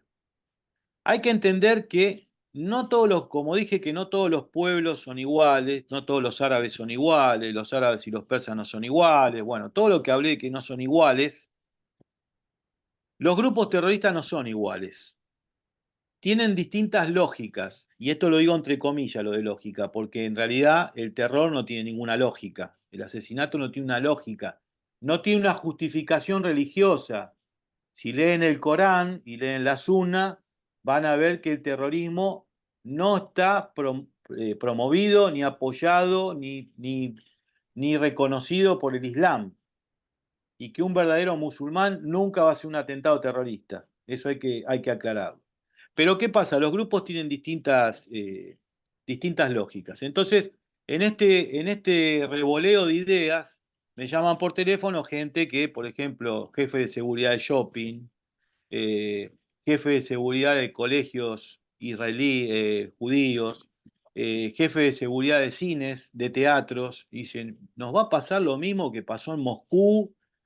¿O nos va a pasar lo mismo que pasó en Francia con el Bataclan? No, no. Hay que entender que una cosa es Daesh y otra cosa es Hezbollah. Los grupos o las células autorradicalizadas que responden a la ideología de Daesh son células que son indetectables, son impredecibles, pueden actuar en cualquier momento. Afortunadamente, en América Latina todavía, esto mañana puede cambiar, todavía no tenemos células con alta peligrosidad, lo cual no significa que tenemos que bajar la guardia y relajarnos. Hay que monitorear permanentemente. Pero en el caso que estamos hablando, que es en el caso del enfrentamiento geopolítico con Irán, Hezbollah responde a Irán, es una estructura verticalista. Los proxies de Irán, tanto la Guardia Revolucionaria dentro de Irán, como la Fuerza del Quds, que es el brazo extendido de la Guardia Revolucionaria fuera de Irán, como Hezbollah, que son sus proxies, reciben órdenes del líder supremo, el Ayatolá Ali Khamenei. No se manejan como se maneja Daesh o ISIS, que hacen lo que quieren, o como el modelo Al-Qaeda, que no es una organización, es una red donde cada célula puede hacer lo que quiere mientras el enemigo sea el identificado por la organización central. El caso de Hezbollah va a actuar por una conveniencia geopolítica del líder supremo de Irán. Es decir, si el líder supremo de Irán analiza con sus asesores de que es conveniente realizar un tercer atentado en la Argentina, lo van a hacer. Ahora, para eso las condiciones geopolíticas del mundo tienen que estar dadas. Si vos me preguntás, o el que preguntó recién, me dice, ¿están dadas las condiciones? Hay muchas condiciones que están dadas. Ahora, lo que hay que analizar es ver si es realmente conveniente para ellos hacerlo. Hay que ver qué opinan sus aliados, qué opina Rusia, qué opina China, qué opina su nuevo aliado Pakistán, que no tiene nada que ver culturalmente, ni religiosamente, ni ideológicamente, pero se han aliado. Hay que ver qué opinan, porque eso se somete a una especie de análisis. El ataque que hizo Hamas en el territorio israelí fue coordinado en una reunión donde participó el líder supremo Ali Khamenei con Ismael Haniyeh, que es el líder de Hamas, y líderes de la Guardia Revolucionaria y generales de la Fuerza del Quds. Hubo una reunión secreta y ahí acordaron el ataque. El ataque no fue casual, fue excelentemente realizado, excelentemente lo digo entre comillas, una operación de relojería. Entonces, no hay que entrar en pánico, no es que no podemos ir al cine, no podemos ir al shopping, o no pases por la puerta de la Embajada de Israel porque la van a volar de vuelta. No hay que entrar en esas cuestiones porque no tiene nada que ver. Pero sí hay que hacer un análisis exhaustivo de cuáles son las condiciones geopolíticas que analiza el líder supremo de Irán con sus aliados para ver si las condiciones se dan como para hacer un atentado nuevamente o no. Excelente, Alejandro.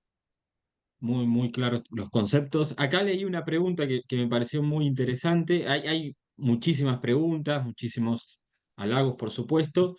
Eh, Nos dice Lucas Rodríguez, ¿qué libro recomienda para esclarecer dudas y aprender más sobre todos los grupos terroristas de Medio Oriente? Mirá, acá tengo uno, pero tengo apoyada la computadora. A ver si lo puedo sacar y lo puedo mostrar. Por supuesto, la mayor bibliografía la van a encontrar. Yo lo que recomiendo es leer libros escritos por árabes. Hay muchos libros muy buenos.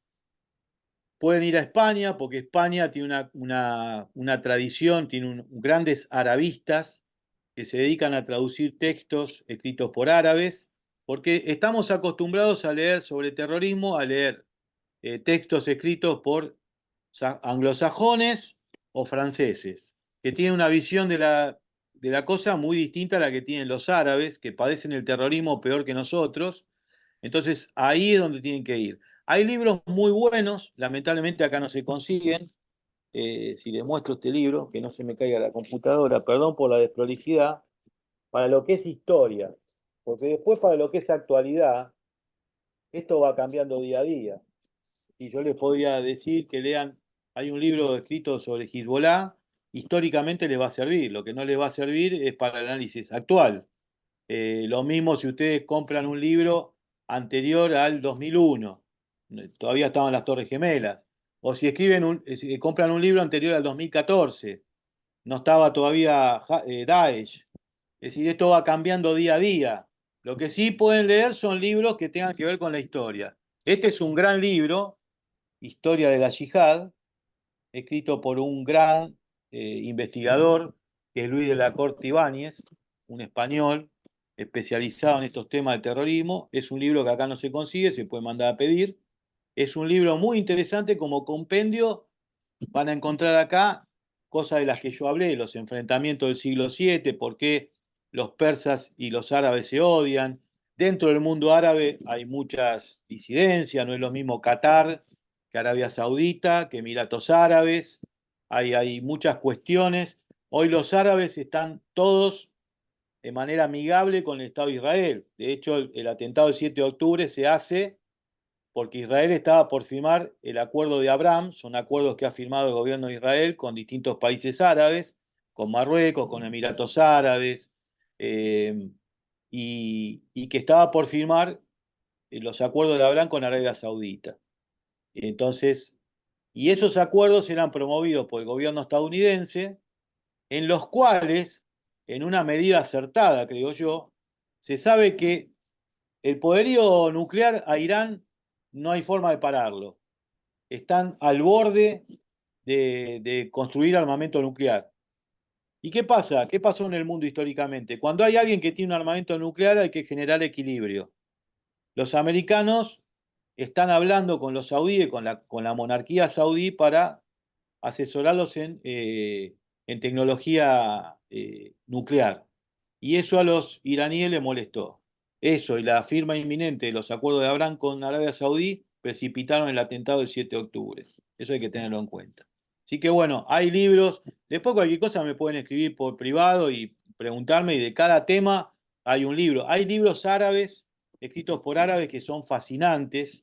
Hay un libro escrito por eruditos musulmanes, donde te explican sura por sura del Corán por qué no están de acuerdo con el terrorismo, te sacan ejemplos de la sunna, que son la tradición, los dichos y hechos del profeta, donde el profeta no aprobaba, por ejemplo, el martirio. El martirio es una palabra que no existe en el Corán. Hay un montón de cosas que están desvirtuadas. La yihad no es la guerra santa. El concepto de guerra santa lo inventamos los occidentales en las cruzadas. Yihad no significa guerra. Bueno, hay muchas cosas para explicar, pero lamentablemente no tenemos tiempo y ya lo veo a Jonathan que se está poniendo intranquilo, así que hasta acá llego. Excelente, Alejandro. Muchísimas gracias. Y la humildad de los grandes que te caracteriza, no fuiste autorreferencial, pero lo digo yo, que también tenés unos papers y unos libros increíbles.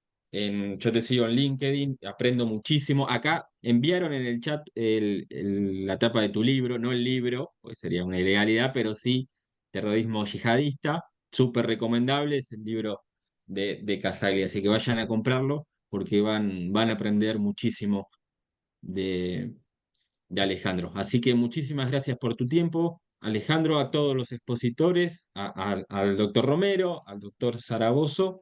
Muchísimas gracias por su generosa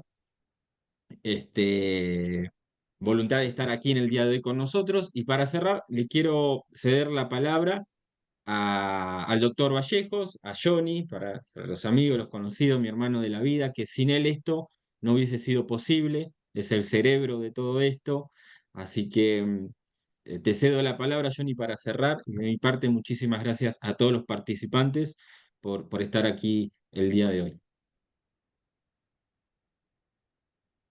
Bueno, gracias Mariano ahí por los halagos. Eh, eh, es verdad, somos casi como hermanos y venimos transitando todo este proceso juntos. Bueno, voy a meter el chivo, Alejandro, porque obviamente este tiene que estar en las bibliotecas de cada uno, porque la realidad es que los que quieren empezar a introducirse en el mundo del terrorismo yihadista, lo primero que tienen que hacer es leer las bases. Y Alejandro tiene una capacidad para transmitir muy importante porque es docente, ha trabajado en el sistema, no es un improvisado y sigue asesorando de forma internacional, así que obviamente recomiendo su libro, que tiene que estar en todas las bibliotecas. Así que bueno, eso por un lado, metimos el chivo, Alejandro. Eh, para el cierre, yo principalmente siempre trato de agradecer a todos los participantes, porque obviamente son las 9 de la noche, seguimos 85, 87 personas activas, más los que están en YouTube, que aproximadamente iban entre 30 y 40. Pero siempre, obviamente, vale reconocer a todas esas personas que nos vienen apoyando, más allá de los expositores que están hoy, como es el Indio Raskov, como es el Círculo Argentino de Seguridad, la Universidad Abierta Interamericana, que nos dieron un espacio enorme y que hoy continuamos con todo ese proceso académico, también un poco gracias al empuje que nos dieron y el apoyo incondicional. Que bueno, que desde hoy, cuando comenzó esto, el primero que les pidió que silencie era uno de los directores del Círculo Argentino de Seguridad, que bueno, también un poco nos transmite la experiencia y el acompañamiento en todo lo que es la gestión de estos eventos. Ahí también después le voy a pasar el chivo de las diplomaturas que venimos desarrollando. Tenemos dos, una de análisis estratégico y una de narcoterrorismo, que bueno, acá Fernando y Alejandro también son docentes en esas diplomaturas, así que también van a tener la oportunidad de escucharlos a ellos si es que se integran. Dicho esto, tenemos por otro lado, obviamente, agradecer al doctor Marcelo Romero. Sabemos lo que es ser subsecretario con todas las responsabilidades que tiene del Ministerio de Seguridad y Nación, así que agradecemos que haya brindado un espacio de tiempo. Lo mismo a Fernando, que con su gran humildad no ha mencionado mucho su currículum en términos generales, pero bueno, él es profesor en Alemania, o sea, si se va a Alemania, la pasa bien, ¿o no, Fernando? Pero, pero está un mes capacitando a personas de todo el mundo en materia de estrategia. Tenemos acá uno de los mejores en esa temática, así que totalmente agradecido en estrategia y narcotráfico. Es un gran exponente a nivel internacional. También yo no quiero dejar de mencionar, obviamente Alejandro ya le metí el chivo, pero no quiero dejar de mencionar a nuestra comunidad, porque si hoy estamos acá es por todos ustedes y por todos los que nos vienen acompañando y entienden lo que es el proceso académico, lo que es capacitarse, lo difícil que es capacitarse, más en una época como esta, donde está complicado, y por ahí estos encuentros hacen también que uno tome un poquito más de fuerza para continuar con todo este proceso. Desde nosotros, obviamente, desde el analista, tratamos y nos estamos comprometidos, obviamente, a hacer este tipo de divulgaciones para todas las personas que tengan ganas de capacitarse, escuchar a verdaderos expertos. Y principalmente, no quiero dejar, más allá de los miembros del analista que están ahí dando vuelta, María Fernanda Casas, estuvo Melissa Celestino, Manuel Tumori, siempre ahí estaba en el backup de todo esto. Y la comunidad. Siempre están, no digo los mismos, pero siempre nos vienen acompañando, y los puedo mencionar, De Benedictis, Alejandro Tognolo, Pablo Pagano, Natalia Impini, Hugo Carabajal, César Gimeli, Cristian Farías, César Buchino, y entre otros más que no veo acá, porque somos 85 todavía en la sala, y agradecerles a cada uno de ellos que confían en todo este proceso y que también nos hacen un poco como nexos con otras personas que se van interiorizando y le vienen gustando todas estas actividades que venimos realizando. Ya no quiero aburrirlos mucho más, sí mencionar que hace hace un tiempo atrás, los que les interesa la cuestión de narcoterrorismo, terrorismo, lo que ocurrió en Ecuador, nosotros a pocos días de ese evento que ocurrió, hicimos una masterclass, así que en YouTube, en el YouTube del analista, van a encontrar una de las masterclass que si quieren también un poco actualizarse con gente que ha trabajado en esos ámbitos, en el ámbito de la inteligencia, tanto en Perú como en Ecuador, hablan sobre esa temática. También pasó el chivo de algunas cosas que veníamos haciendo. Así que, por otro lado, los esperamos mañana, continuamos con el proceso. Mañana tenemos un día espectacular. Va a estar a cargo de Melissa Celestino, que es la coordinadora general de contenido del analista, es la que maneja todo, la que nos da órdenes a todos, a todos.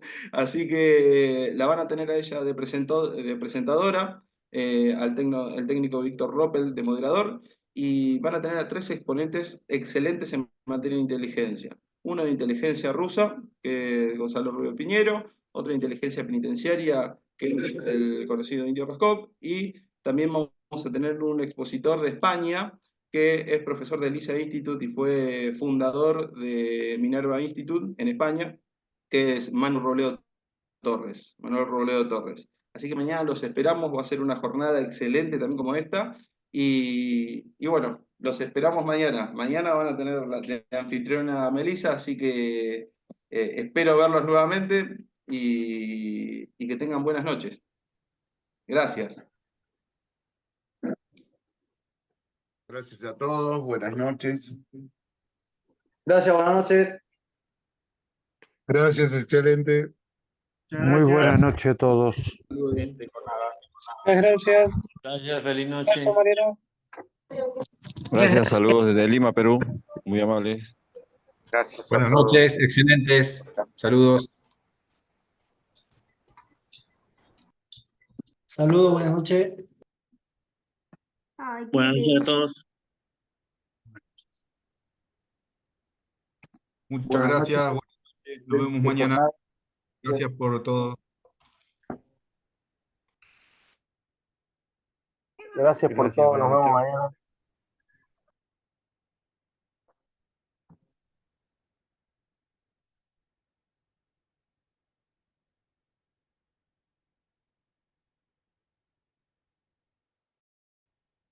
No, ¿qué querés?